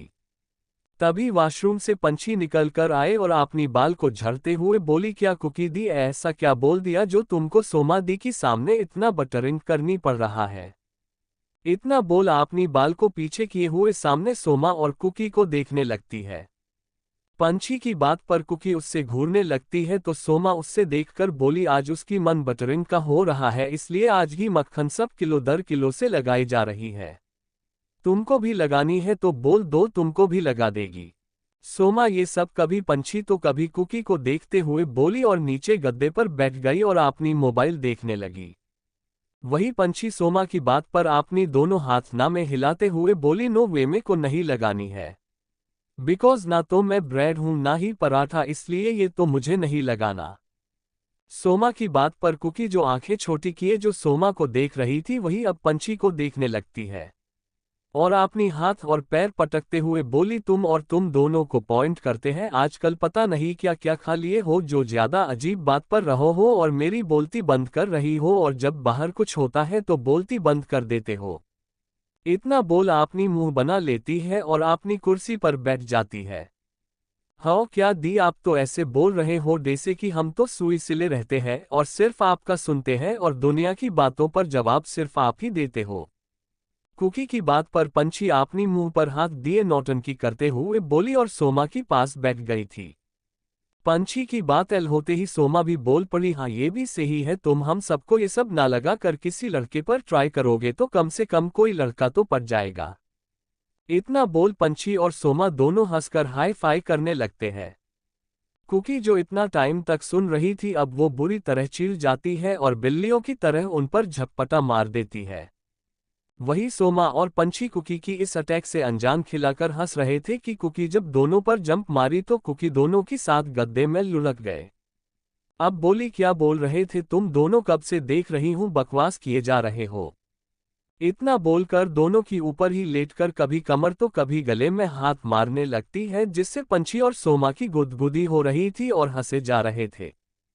कुकी दोनों को ऐसे ही गुदगुदी करते हुए बोलती है, अब बताओ क्या बोल रही थी तुम दोनों, बड़ी जुबान चल रहा था ना, अब चलाओ आपने ये जुबान। आरे आरे रुको, हाँ हाँ हाँ रुको ना, ऐसा मत करो, हाँ हाँ। पंछी और सोमा दोनों ही कुकी से छूटने के लिए हंसते हुए कुकी से मना कर रहे थे। जब इतना बोलने पर भी कुकी नहीं रुकी तो पंछी और सोमा एक दूसरे को कुछ इशारा किया और कुकी को पकड़कर दबोच लिया और उसको चिमटी काटकर गुदगुदा कर जल्दी से उसके ऊपर एक कपड़ा ढककर उसको गद्दे में एक तरफ लुढ़का कर भाग जाते हैं। रही दोनों की एक्शन से अनजान कपड़े से लिपटकर हंसते हुए लुढ़क जाती है। सोमा और पंछी अलग अलग डायरेक्शन में भागे थे। पंछी कुछ कदम चलकर गई ही थी कि कोई उसकी हाथ से पकड़कर एक कमरे के अंदर खींच लिया और दरवाजे पर टिकाते हुए बिना देरी की उसकी कोलरबोन पर अपनी ठंडी होठ रखकर पागलों की तरह चूमने लगता है। चैप्टर 76 रोमांस और मुंबई वापसी। वो इंसान बिना रुके पंछी गले को किस किए जा रहा था। वही पंछी अचानक किए गए एक्शन से सदमे में थी कि गले पर तेज दर्द का एहसास होते हुए होश में आती है। पंछी होश में आते ही सामने देखकर मुंह बन जाता है और अपनी मुंह बनाकर, हनी आप तो मुझे डरा ही दिया, ऐसे भी कोई करता है क्या? इतना बोल अपनी हाथ शेखर की सीने पर रख देती है। शेखर पंछी की बात पर उसके चेहरे को गौर से देखता है और अपनी हाथ उसकी गाल पर रखकर बड़े प्यार से, और तुम जो मुझे छोड़ आए सिर्फ एक टेक्स्ट मैसेज करके, उसका क्या? और जब तुम मिल गई हो तो तुमको अब मैं दोबारा नहीं खोना चाहता हूं। पंछी भी उसकी आंखों को देख रही थी। पंछी खुद के लिए शेखर की आंखों में आपने लिए तड़प और बेपनाह प्यार देख पा रही थी। पंछी शेखर की तड़प का एहसास था, जिस वजह से वो जल्दी से उसकी गले पर लगाकर कान में धीरे से नन्यून डैंग सिनवे बाघा बिगो डैंग साइनोइम नाउ इयोन कोइम्यो नन्यून डैंग साइनुल त्वनाजी एंड ह्यूल जियोसिबनीडा। पंछी इतना बोल शेखर की नेक पर किस किए और कस के पकड़ लेती है। वही शेखर जब पंछी की मुंह से ये सुनता है, हैरान और खुशी की मिली जुली भाव से खुद से लग किए पंछी की चेहरे को अपनी हाथों से ली आस भारी आंखों से पंछी को देखता है। पंछी भी उसकी नजरों की सवाल को समझकर पंछी अपनी सर हाँ में हिला देती है, जिससे देख शेखर को जोर से अपनी अंदर भींच लेता है। पंछी भी अपनी नाम आंखों लिए शेखर की अंदर खुद को छुपा लेती है। ऐसे ही कुछ वक्त गले लगे होने की बाद शेखर ने पंछी की कान पर कुछ कहा, जिससे सुन पंछी शर्मा कर अपनी सर हाँ में हिलाकर शेखर की अंदर खुद को छुपाने लगी। शेखर पंछी की ऐसा शर्माना देख शेखर की फेस पर स्माइल आ गया और वो उसकी गले में किस करने लगा। पंछी की हाथ शेखर की बाल पर अपने आप चला गया। शेखर किस करते हुए ही पंछी को उठा लेता है तो पंछी उसकी कमर पर अपनी पैर से लपेट लेती है। पंछी को उठाकर बेड पर लिए लेट जाता है और अब वो पंछी की लिप्स पर किस कर रहा था। इस बार किस पर कुछ अलग था, वो था पंछी का साथ जो शेखर फील कर रहा था। शेखर की हाथ किस करते हुए ही पंछी बॉडी की हर तरफ चल रहा था, तो वही पंछी की हाथ शेखर की बालों पर भींचे जा रही थी। शेखर पंछी कान की पास अपनी होठ ले जाकर मधोशी में लिल और अ मैक्रो नाउ आई एम शो हो much love you and miss you. Shekhar की मुंह से खुद के लिए लिल और अ मैक्रो वर्ड सुन पंछी की दिल की धड़कन तेजी से धड़कने लगा। फिर शेखर की बाकी लाइन को याद कर तो उसकी दिल तो मानो धड़क धड़क कर ही हार्ट अटैक आने ले कगार पर हुआ जा रहा था। वही शेखर इतना बोल पंछी की कान पर बाइट कर लेता है, फिर कान से होते हुए उसकी कॉलर बोन पर आ जाता है। शेखर पंछी को किसके साथ बाइट भी कर रहा था, जिससे पंछी सिसक उठती थी। पंछी शिसकते हुए एल और ओमकडज हम अभी कहीं और किसी और की घर पर है। शेखर पंछी की बात सुनकर पंछी की कान की नीचे किस करते हुए आई नो बेबी मैं वैसा कुछ नहीं करूंगा, पर बस थोड़ा प्यार करूंगा, because I need your love. पंछी शेखर की बात सुनकर शर्म की मारे शेखर में ही छुपे जा रही थी। शेखर को तो पंछी की ऐसे शर्मा कर खुद पर छुप जाना देख बहुत अच्छा लग रहा था। शेखर अब उसको अपनी सीने से लगा लेता है।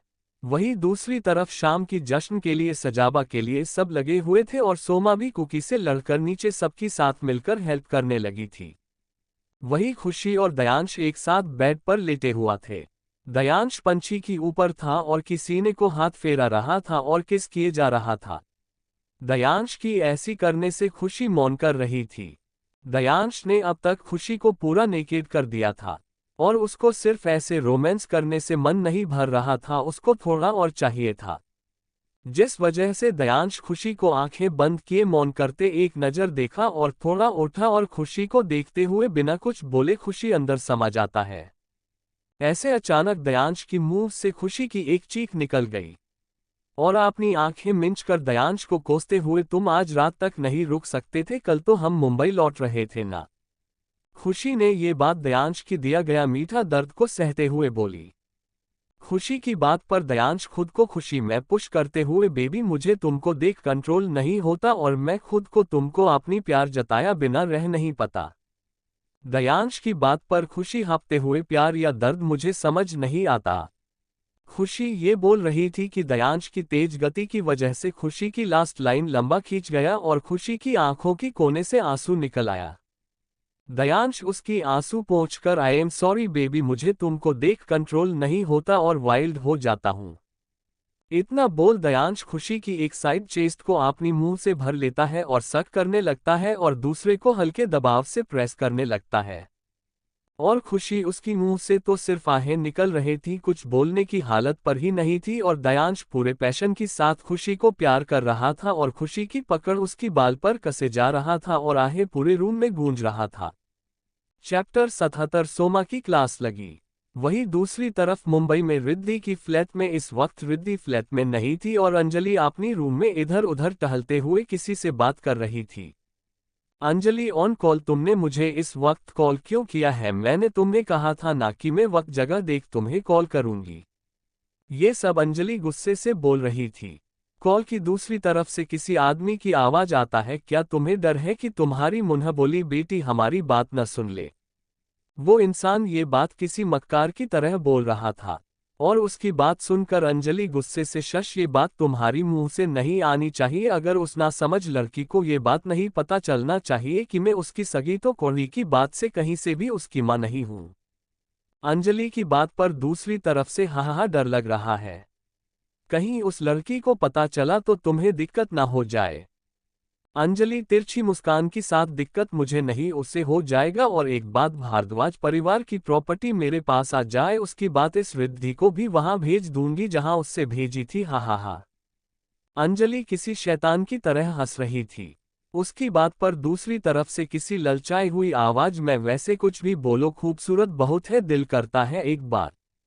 इतना बोल वो इंसान हंसने लगता है और कि ऐसे आधे बात को समझते हुए, अंजलि उसी तरह कोई ना तुम भी एक बार चेक कर लेना फिर उससे वहां भेजेंगे, पर मेरे काम बनने की बाद।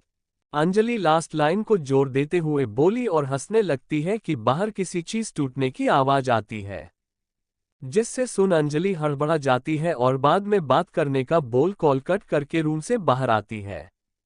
जब अंजलि बाहर आती है तो नीचे फर्श पर एक फ्लावर पॉट गिरा दिखता है तो अंजलि इधर उधर देखती है जिससे वहां पर ऐसे कोई नहीं होता जिससे उससे लगे कि कोई इंसान ने कुछ गिराया होगा जिससे अंजलि शक भी कर सके, इसलिए बिल्ली होगी सोचकर उस फ्लावर पॉट अपनी जगह रख वहां से अपनी रूम में आ जाती है। वही उसकी जाने के बाद उसी फ्लैट की एक रूम का डोर ओपन हुआ और उधर से कोई अपनी हाथ मुंह पर रखे दबे पांव बाहर की आई तरफ निकल गई। वही गांव में अब तक शाम हो चुका था और राम भवन की बैकयार्ड में अच्छे से सजाया गया था। चारों तरफ नीचे मुलायम गद्दे लगे थे और बीचों बीच जगह छोड़ा हुआ था जहां पर गांव के लोग कुछ अपनी गांव की संस्कृति, डांस, गाना, बहुत सारे कला दिखाने वाले थे। वही उसकी बगल में खाने के लिए गांव की ही स्टाइल से नीचे बैठकर बहुत ही छोटे छोटे लड़की की डिजाइन किए हुआ पीढ़ा या यूं कह लो छोटू डाइनिंग टेबल लगे गया था। गद्दे में बैठे छोटू डाइनिंग टेबल पर खाना रखकर खाने वाले थे। कुछ वक्त में वहां की खामोशी को चीरते हुए वहां पर सब आने लगे। एक तरफ जेंट्स की दूसरी तरफ लेडीज की था और बच्चे वो तो दोनों तरफ से डिवाइड हो गए थे तो जहां मन वहां बैठे। कुछ वक्त में कार्यक्रम शुरू हो गया और बहुत सी कला प्रदर्शन किया गया और रात के 10 बजे प्रोग्राम खत्म हो गया। प्रोग्राम खत्म होते ही सब खाने के लिए बैठ गए और खान लगे। आज रात गांव में अंतिम दिन था क्योंकि शेखर ने कल जाने के लिए बोल दिया था और साफ साफ ये बोला था कि कल जब वो जा रहा है तो सारे लड़कियां भी उनके साथ जाएंगे। शेखर की बात पर किसी को बुरा नहीं लगा, उल्टा सब खुश हो गए सिवाय कुकी की, क्योंकि कुकी को पढ़ाई में मन था नहीं और मुंबई जाने का मन नहीं था, इसलिए वो मुंह फूलाकर अपनी जगह पर चादर ताने सो गई थी। गर्मी दिन आ तो रहा था पर गांव में पेड़ हरियाली होने की वजह से गर्मी में भी ठंडा लगता था जिससे आपको भी कंबल की जरूरत पड़ जाए। अगले सुबह, आज सुबह से सब अपनी अपनी सामान लिए नीचे आ गए थे और सबकी सामान एक एक करके कास पर गौरव जी सब सामान रखवा रहे थे। तभी वहां पर शेखर और दयांश अजय आ गए। उन तीनों को देखकर गौरव जी उनके पास आकर अपनी हाथ जोड़कर, आपकी बहुत बहुत आभार जो आपने हमारी इस गांव को इतना बड़ा मदद के लिए अपनी हाथ आगे किया। उनकी हाथ जोड़ते ही शेखर ने उनकी हाथ को पकड़कर अपनी सिरनामे हिलाते हुए, आप इस तरह हाथ जोड़कर मुझे नीचा मत समझिए और आप मेरी पापा की ऊपर की है तो इस तरह से आप हाथ जोड़कर मुझे पाप की भागी मत बनाए। तभी श्याम जी आगे आते हुए, बेटा जी ये तो आपकी अच्छा दिल है जो आप जैसे इतने बड़े इंसान होने की बात भी कोई घमंड नहीं, वरना आपने जो हमारे लिए इस गांव के लिए किया है उसके लिए धन्यवाद तो बहुत ही छोटी सी चीज है। श्याम जी की बात पर शेखर उनकी पैर पर झुककर आशीर्वाद लेते हुए बोला, दादाजी ये मेरे फर्ज था और इसमें मुझे हो फायदा है तो मुझे इस तरह बोलकर बड़ा मत बनाए। शेखर ले बातें पर वहां पर कुछ लोग तो शौक में थे तो बाकी सब शेखर की बात पर और उसकी इस तरह स्वीट गेस्चर को देख सब बहुत खुश हो जाते हैं। वही श्रेया जी सामने आकर सबकी तिलक किए, मीठा खिलाकर पानी पिलाया, फिर सबको मुंबई के लिए रवाना कर दिए। वही सब लोग कुछ टाइम में पुणे की एयरपोर्ट में थे और शेखर की प्राइवेट जेट पर बैठे हुए थे। इस वक्त वहां की माहौल कुछ अलग ही था। सोमा को उस वक्त तो शेखर ने कुछ नहीं कहा था, पर अब वहां पर कोई ऐसा नहीं था जिससे वो अपनी हेल्प के लिए बोल सकते हैं। शेखर सिंगल सोफे पर बैठा था और अजय उसके पास खड़ा था और पास की सोफे पर दयांश बैठकर मजे से फ्रूट खा रहा था। तभी शेखर अपनी सर्द आवाज में, तुमने ऐसा क्या किया है जिससे मेरी एजेंट तुम तक पहुंच नहीं पा रहे थे। एक्चुअली में शेखर सोमा से वहां जाने से कोई प्रॉब्लम नहीं था। वो बस सोमा से ये इसलिए गुस्सा था कि सोमा के पीछे जो गार्ड उसने लगाया था और उसकी मोबाइल में एक एप्लीकेशन था जिससे अगर सोमा कभी गायब भी हो जाए उससे उसकी सेफ्टी के लिए लगाए गए गार्ड के पास आपने अपना एसएमएस पहुंच जाता है। पर कुछ टाइम से ये एप्लीकेशन वर्क नहीं कर रहा था, जो बात शेखर को पता चल गया था, जिस वजह से वो नाराज और गुस्सा दोनों सोमा के ऊपर था और आज वो उससे उसी से रिलेटेड पूछ रहा था। सोमा का कुछ रिप्लाई न देता देख शेखर थोड़ी तेज आवाज में, answer that to true Soma. उसकी सर्द आवाज सुन सारे लड़कियां डर से कांप गए। वहां पर पंछी को छोड़ सब थे। पूरी की तो हालत खराब हो गई थी, उससे तो शेखर को देख इतना खतरा महसूस नहीं हुआ था, पर आज उसकी ऐसे कोल्ड लुक और सर्द आवाज सुन कुकी की लगी पड़ी थी। वही हाल खुशी का भी था। सोमा की तो जान ही हलक में आ गई थी, क्योंकि खुशी कुकी तो कुछ नहीं कहेगा, पर सोमा उसकी बहन थी, जिस वजह से उससे अंदर से ही डर की मारे हालत खराब हुआ जा रहा था। वही दयांश और अजय को आदत था इसलिए उनका ज्यादा डर नहीं लगा, पर सोमा के लिए बुरा जरूर लग रहा था। सोमा थोड़ा रुकने की बाद आगे बढ़कर अपनी मोबाइल सामने में रखा थी, टेबल पर रख धीरे से अपनी लड़खड़ाती आवाज में, भा भाई मैंने मोबाइल चेंज किया था। सोमा अपनी नजरें झुकाए बोल रही थी। सोमा की बात पर शेखर एक नजर मोबाइल को देख अजय को कुछ इशारा करता है तो अजय सोमा की मोबाइल ले जाता है। फिर बिना देखे सोमा से, और ये बात तुम मुझे कब बताने वाली थी। सोमा अपनी नजरें झुकाए ही, सॉरी भाई इस बार माफ कर दो, दोबारा कभी नहीं होगा। सोमा ने मासूम चेहरा बनाकर माफी मांगते हुए बोली। शेखर उसकी फेस को एक नजर देखकर बिना भाव से पर नॉर्मल टोन में, सोमा ने जब अपना नाम सुना तो अपना सर उठाकर शेखर को देखा तो शेखर बात आगे बढ़ते हुए, पूरा सच न से ही थोड़ा सच बोलने की उम्मीद मैं तुमसे रख ही सकता हूँ।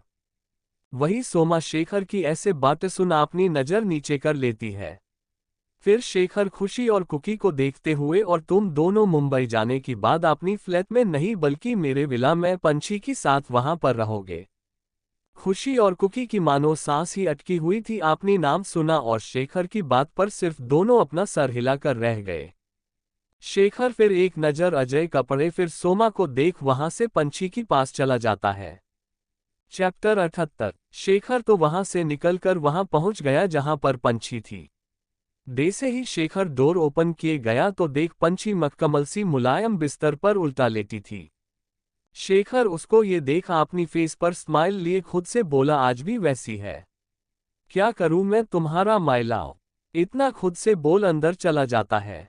वही शेखर की जाने की बाद दयांश जो आराम से खा रहा था वो उठा और सोमा के पास जाकर उसकी सर को सहलाते हुए बोला, गुड़िया तुझे पता है ना रुद्रा सबकी मोबाइल ऐसा एप्लीकेशन इंस्टॉल करवाया है जिससे कोई प्रॉब्लम में हो तो पता चल सके, और ये क्यों किया है तुझे पता है ना तुमने। फिर भी इतना बोल रुक गया।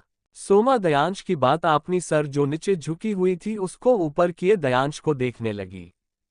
दयांश उसकी नजरों की सवाल को समझते हुए हल्की मुस्कान के साथ बोला, तुम्हें क्या लगा कवर चेंज कर देने से नया पुराना मोबाइल समझ ना आए, ऐसा हो नहीं सकता। और तुम किसकी आंखों में धूल झोंकना चाहती थी? शेखर महेश्वरी की, जिसकी नजर किसी बाज की तरह है। दयांश की बात सुन सोमा अपनी गलती मानते हुए बोली, भाई वो नो ना कि मैंने ऐसा क्यों किया, फिर भी आप मुझे बोल रहे हैं। दयांश उसकी कंधे पर हाथ रखते हुए, छोटू चूहिया तुझे नहीं पता क्या वो एप्लीकेशन का रूल वो तेरी कॉल को ट्रेस नहीं कर रहा था और न किसी का भी करता है। और उसको पता है तुम सबका एक अलग लाइफ है जिससे तुम सब प्राइवेसी देता है ना कि इंटरफेयर करता है। फिर दयांश सोमा की गाल को छूकर बहन तेरी हर एक कांड हर एक प्रॉब्लम उसको पता है। तुझे क्या लगता उसको पता नहीं कि तेरी दिल की बात। नहीं गुड़िया ऐसा नहीं है, उसको तेरी फिक्र है इसलिए उसने तेरे लिए उसके साथ बात भी करने वाला है। तो तू क्यों टेंशन ले रही है।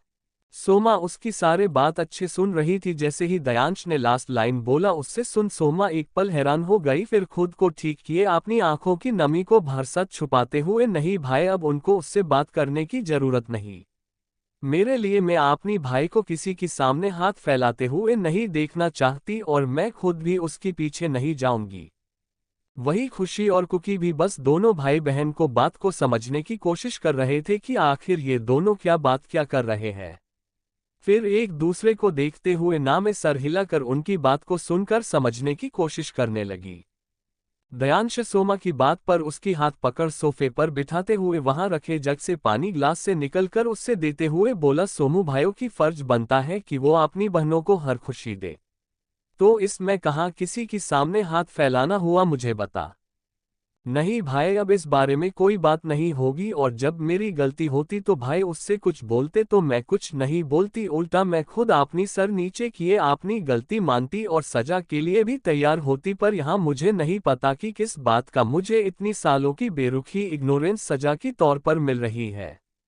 जब सामने वाला कोई रेस्पॉन्स नहीं दे रहा है तो मुझे भी आगे बढ़ जाना चाहिए।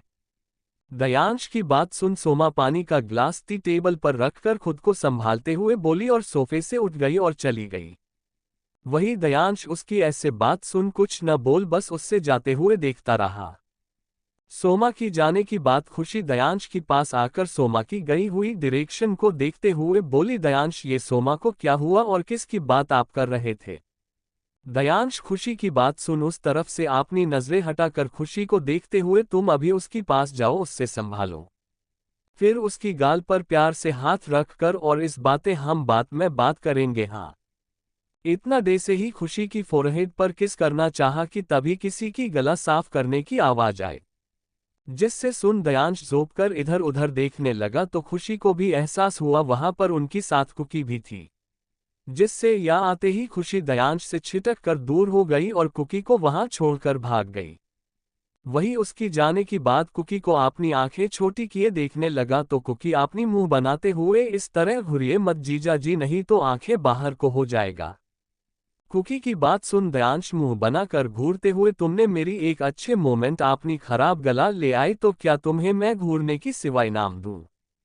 एक्सक्यूज मी अभी तक नहीं हुए जीजा, अगर आप मुझे मेरी सारी सहेलियों की तरह भोली भाली समझने की कोशिश मत करना वरना अपनी इसी खराब गले से खासकर आपकी और मेरी खुशी की ऐसे मोमेंट खासी फैला दूंगी हूँ। बड़े आए मेरे गले को खराब बोलने वाले। कुकी ने जब अपने लिए खराब गला सुनी तो अपनी तीखी नजरों से दयांश को घूरते हुए वहां से चली जाती है। वही कुकी की बात सुन बिना चली गई थी, जिस वजह से दयांश चिढ़ जाता है और खुद से ही अब समझ आया मेरी स्वीट पोटैटो से रेड चिली की तरह जवान क्यों इतना चल रहा है। उनकी दोस्ती ऐसे कड़वी करेला वो भी नीम चढ़ा हो तो ये तो होना ही था। फिर कुछ सोचकर मेरी स्वीट पोटैटो को इस खांसी की दुकान से दूर रखना होगा। इतना सब सोचकर वहां से चला जाता है। वहीं दूसरी तरफ मुंबई की इंटरनेशनल एयरपोर्ट में अभी अभी एक प्राइवेट चोपर आकार रुकता है और उसमें से 3 लड़के जो किसी राजकुमार जैसे दिख रहे थे वो बड़े ही स्टाइलिश वे से उतरते हैं। तीनों उतरते ही उनको सेफ्टी के लिए चारों और उनके लिए बॉडीगार्ड प्रोटेक्ट करते हैं। और ये सब देखते हुए एक लड़के का तो मुंह बन जाता है, जिससे देख पास में चल रहा लड़का उसकी मजाक उड़ाते हुए, देखो तो इस ड्रामेबाज को वहां साउथ अफ्रीका में भी ऐसा मुंह बना था और इंडिया आ गया तो भी मुंह बना है। देश से शादी की बातें से सुहागरात करने को न मिला हो। इतना बोल रेयान हंसने लगता है तो वही उसकी बात पर सुबांश का मुंह और बन जाता है और चिढ़ते हुए, देख भव्य अपनी इस भाई को किसी बात कर रहा है, इसको बोल दो अपनी मुंह से ऐसी गंदी गंदी बात न करे। मैं बहुत संस्कारी लड़का हूं। भव्य अपनी शेड्स उतार कर दोनों को देखते हुए बोला, तुम दोनों अपनी कैट फाइट में मुझे मत घसीटो। और क्या ही गलत बोला रेयान ने, तू तो अपना मुंह ऐसे बनाता है कैसे तेरी बीवी तुझ पर आतंक मचा रखा हो। यार एक बात बताओ, तुम दोनों मेरी बिना शादी से सुहागरात और बीवी कैसे आ गए, जो बार बार अपनी बातों से मुझे ये जताते रहते हो कि मैं शादीशुदा हूं। इस बाहर सेम डे से भव्य को बोलता देख सुबांश और चीढ़ जाता है और गुस्से दोनों को घूरते हुए बोलता है। सुबांश को चिढ़ता देख भव्य और रेयान को हंसी आ जाता है, क्योंकि सुबांश बहुत इनोसेंट था और जल्दी चिढ़ जाता है और उसका अजीब अजीब मुंह बनाता है जिससे सबको उससे प्यार भी आता और उसे चिढ़ाते भी है। वही अब तक तीनों एयरपोर्ट में आ गए थे और रेयान कुछ इम्पोर्टेंट डॉक्यूमेंट के लिए एयरपोर्ट की कुछ ऑफिसर के साथ चला गया और सुबांश और भव्य वहां की कैफेटेरिया में चले जाते हैं, क्योंकि भूख जो लगी थी भूखकर सुबांश को। अभी दोनों एक टेबल पर बैठे थे। सुबांश किसी भुक्कड़ की तरह खाने पर टूट पड़ा था तो वही भव्य अपनी मोबाइल में कुछ कर रहा था, शायद किसी चीज को बड़े गौर से देख रहा था। तभी वो कुर्सी से उठते हुए बोला, तू यहाँ खान ठूस, मैं अभी आता हूँ। भव्य ने बिना उसे देख बोला और अपनी मोबाइल पर कुछ करते हुए चला गया। वही सुबांश उसकी बात सुनकर अपनी खाने ठूसे हुए मुंह लिए बस उससे घूरता रहा, फिर उसे और बातों को इग्नोर किए हुए खाने पर टूट पड़ा। कुछ वक्त बाद जब भव्य वही कैफेटेरिया की तरह जब जा रहा था और उसका ध्यान इस वक्त मोबाइल पर था, जिस वजह से सामने से आ रही लड़की को देख नहीं पाया और एकदम से टक्कर हो गई। चैप्टर 79। भारद्वाज विला में इस समय सब लिविंग रूम में थे सिवाय नमन जी को छोड़कर। वहां पर अंजलि आई हुई थी और अपनी दुख सुनाकर रोए जा रही थी और नीलिमा जी उन्हें संभाल रही थी। गौतम जी और शोभना जी परेशान थे। नीलिमा जी, जी प्लीज आप आदि को बोलिए ना, वो मेरी बच्ची को ढूंढ दे, पता नहीं कहाँ चली गई है इस अनजाना जगह में। अंजलि जी अपनी नकली आंसू रोते हुए बोल रही थी। सच ये है कि रिद्धि को बस अपनी फायदा के लिए अपनी साथ रखे है और जब तक वो काम न हो जाए तब तक वो रिद्धि को ऐसे जाने नहीं दे सकती है। ऊपर से तो रोने का नाटक कर रही थी पर मन ही मन वो रिद्धि की ऊपर कोड़े जा रही थी। नीलिमा जी अंजलि की बात सुनकर उसको शांत कराते हुए, देख अंजलि तू इस तरह से रो मत, हम उससे ढूंढ लेंगे। कैसे परेशान ना हो जीजी, मेरे पास कैलाश की प्यारा की आखिरी निशानी के तौर पर सिर्फ रिद्धि ही है और अगर उसे कुछ हो गया तो मैं कैलाश को कैसे मुंह दिखाऊंगी। नीलिमा जी बात खत्म होते ही अंजलि बोल पड़ी और जोर जोर से रोने लगी। वही शोभना जी का अंजलि को देख मुंह बन जाता है और मन ही मन में बोलने लगे थे, क्या एक्टिंग करती है ये तो अच्छा है, इसके बारे में हमें सब पता है, कोई और होता तो शायद ही जान पाएगा किसकी आंसू असली है कि मगरमच्छ का। ये सब अपनी मन है सोचते वक्त उनकी कितने आड़े तिरछी मुंह बना रहे थे और उनकी ऐसे फेशियल एक्सप्रेशन देखकर गौतम जी को हंसी आ रहा था, पर वो खुद की हंसी को कंट्रोल करके शोभना जी पास आकर धीरे आवाज में बोले, शोभना तुम इस तरह से क्या देख रही हो? अगर अंजलि को तुम्हारा बना हुआ मुंह देख लिया तो पता नहीं क्या करेगी तुम्हारी साथ। शोभना जी गौतम जी की बात सुन उनको एक तीखी नजर देखकर फिर अंजलि को अपनी पैनी नजरों से देखते हुए, पहली बात मैं उससे डरती नहीं और इस बार ऐसा कुछ करने की कोशिश भी की तो हम उसे असली शोभना भारद्वाज को दिखाएंगे। शोभना जी ने भरसक अपनी गुस्से को काबू करते हुए बोल दिए और उनकी बात सुनकर गौतम जी का चेहरा गंभीर हो गया था। फिर गंभीर भाव लिए नीलिमा जी को देखते हुए, बहू आप इन्हें भेज दीजिए, हम रिद्धि को ढूंढने के लिए अपनी सोर्स लगा दिए हैं, जब खबर मिल जाएगी हम इन्हें बता देंगे। नीलिमा जी गौतम जी की बोलने पर उनकी बात सुनने लगी तो वही अंजलि का तो मानो गुस्से से खून खोल रहा था। आखिर होगा भी क्यों नहीं, उससे लगा कि इसी बहाने ही भारद्वाज मेंशन में रहने को मिलेगा, पर उसकी उलट यहाँ रहने को पूछना तो दूर डायरेक्ट उससे घर जाने बोल दिया गया। अब बोल ही दिया तो अंजलि और कर भी क्या सकती है। फिर भी उसने एक बार यहाँ रहने के लिए कुछ सोचकर बोली, ठीक है पापा जी आप बोल रहे हैं तो मुझे उम्मीद आप मेरी बच्ची को ढूंढ देंगे, तब तक मैं अपनी बच्ची की बिना उस सुनसुना फ्लैट में रहना पड़ेगा। अंजलि पहले सिसकी लेते हुए बोली, फिर लास्ट बात थोड़ी उदास होते हुए बोली, ताकि आज उससे भारद्वाज मेंशन में रुकने को बोला जाए, पर हुआ उसका उल्टा। क्या तुम फ्लैट में रहती हो? क्या तुमने घर रहने के लिए खरीद लिया और पैसे कहाँ से मिले तुमको? शोभना जी ने अंजलि की बात सुन फटक से पूछ पड़ी और उनकी बात सुन अंजलि हड़बड़ा गई तो गौतम जी और नीलिमा जी शोभना जी को देखने लगते हैं। जब शोभना जी को लगा उन्होंने कुछ ज्यादा और जल्दी में बोल दिए हैं तो वो अपनी पति और बहू को देखा जो उन्हें ही देखे जा रहे थे।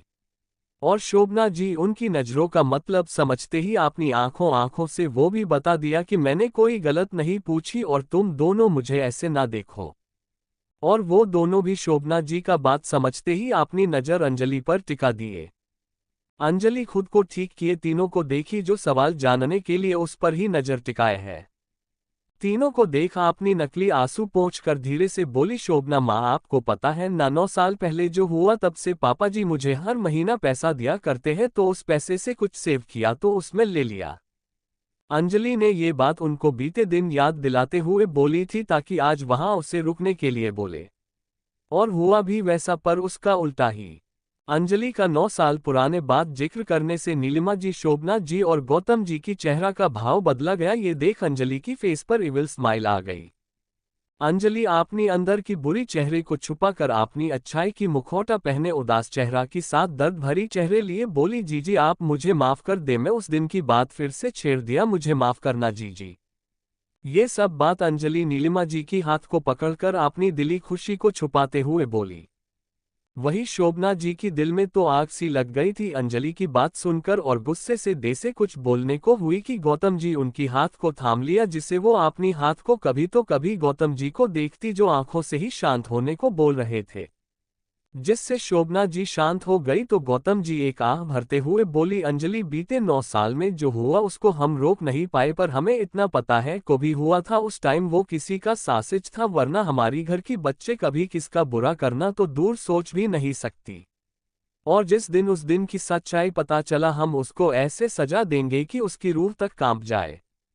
गौतम जी ने ये बात बहुत ही विनम्रता से बोले थे पर आखिरी लाइन बोलते हुए उनकी चेहरे पर गुस्सा चालक आया था, जिससे देख एक पल के लिए अंजलि भी डर गई। फिर अंजलि खुद की डर के भी छुपाते हुए सोफे से खड़ी हो गई और अपनी हाथ जोड़ बोली, अच्छा ठीक है मुझे अब चलना चाहिए, क्या पता रिद्धि घर आ गई हो और मुझे ही ढूंढ रही हो। अंजलि का बात बदलता देख शोभना जी ने थोड़ी रुके हुए हैं, तुम से ही बोल रही हो, क्या पता रिद्धि लौट आए हो और हमें उसको ढूंढना पड़े। अंजलि जी उनकी बात पर एक रूखापन भांप ली थी पर उसको इस चीज से कोई फर्क नहीं पड़ता है, उससे बस अपनी काम बन जाने से मतलब था। वही उसकी बात थोड़ा ऊपर मन से बात किए और अंजलि वहां से चली गई। वही उसी समय एयरपोर्ट में भव्य देसे सामने वाले इंसान से टकराई थी तो अपनी मोबाइल नीचे से उठा कर से जब देखता है तो देखता ही रह जाता है। वही सामने वाली का भी वही हाल था। भव्य ने बस एक टक उससे ही देख रहा था। ये बताना मुश्किल होगा कि उसकी नज़र में भी कितने इमोशन थे अपनी सामने खड़ी लड़की को देखकर। वही सामने खड़ी लड़की का एक पल भाव बदले थे पर कुछ याद किए उसने अपनी खाली आंखों से बिना भाव से भव्य को देखने लगी। फिर वो लड़की भव्य को देख बिना भाव say excuse me it's my fault I hope मुझे आप माफ कर देंगे इतना बोल वो लड़की वहां से चली जाती है। Thank you. आपको नोवेल कैसा लगा कमेंट करें और चैनल को सब्सक्राइब करें। लाइक और शेयर करना न भूलें। Thank you for watching the video.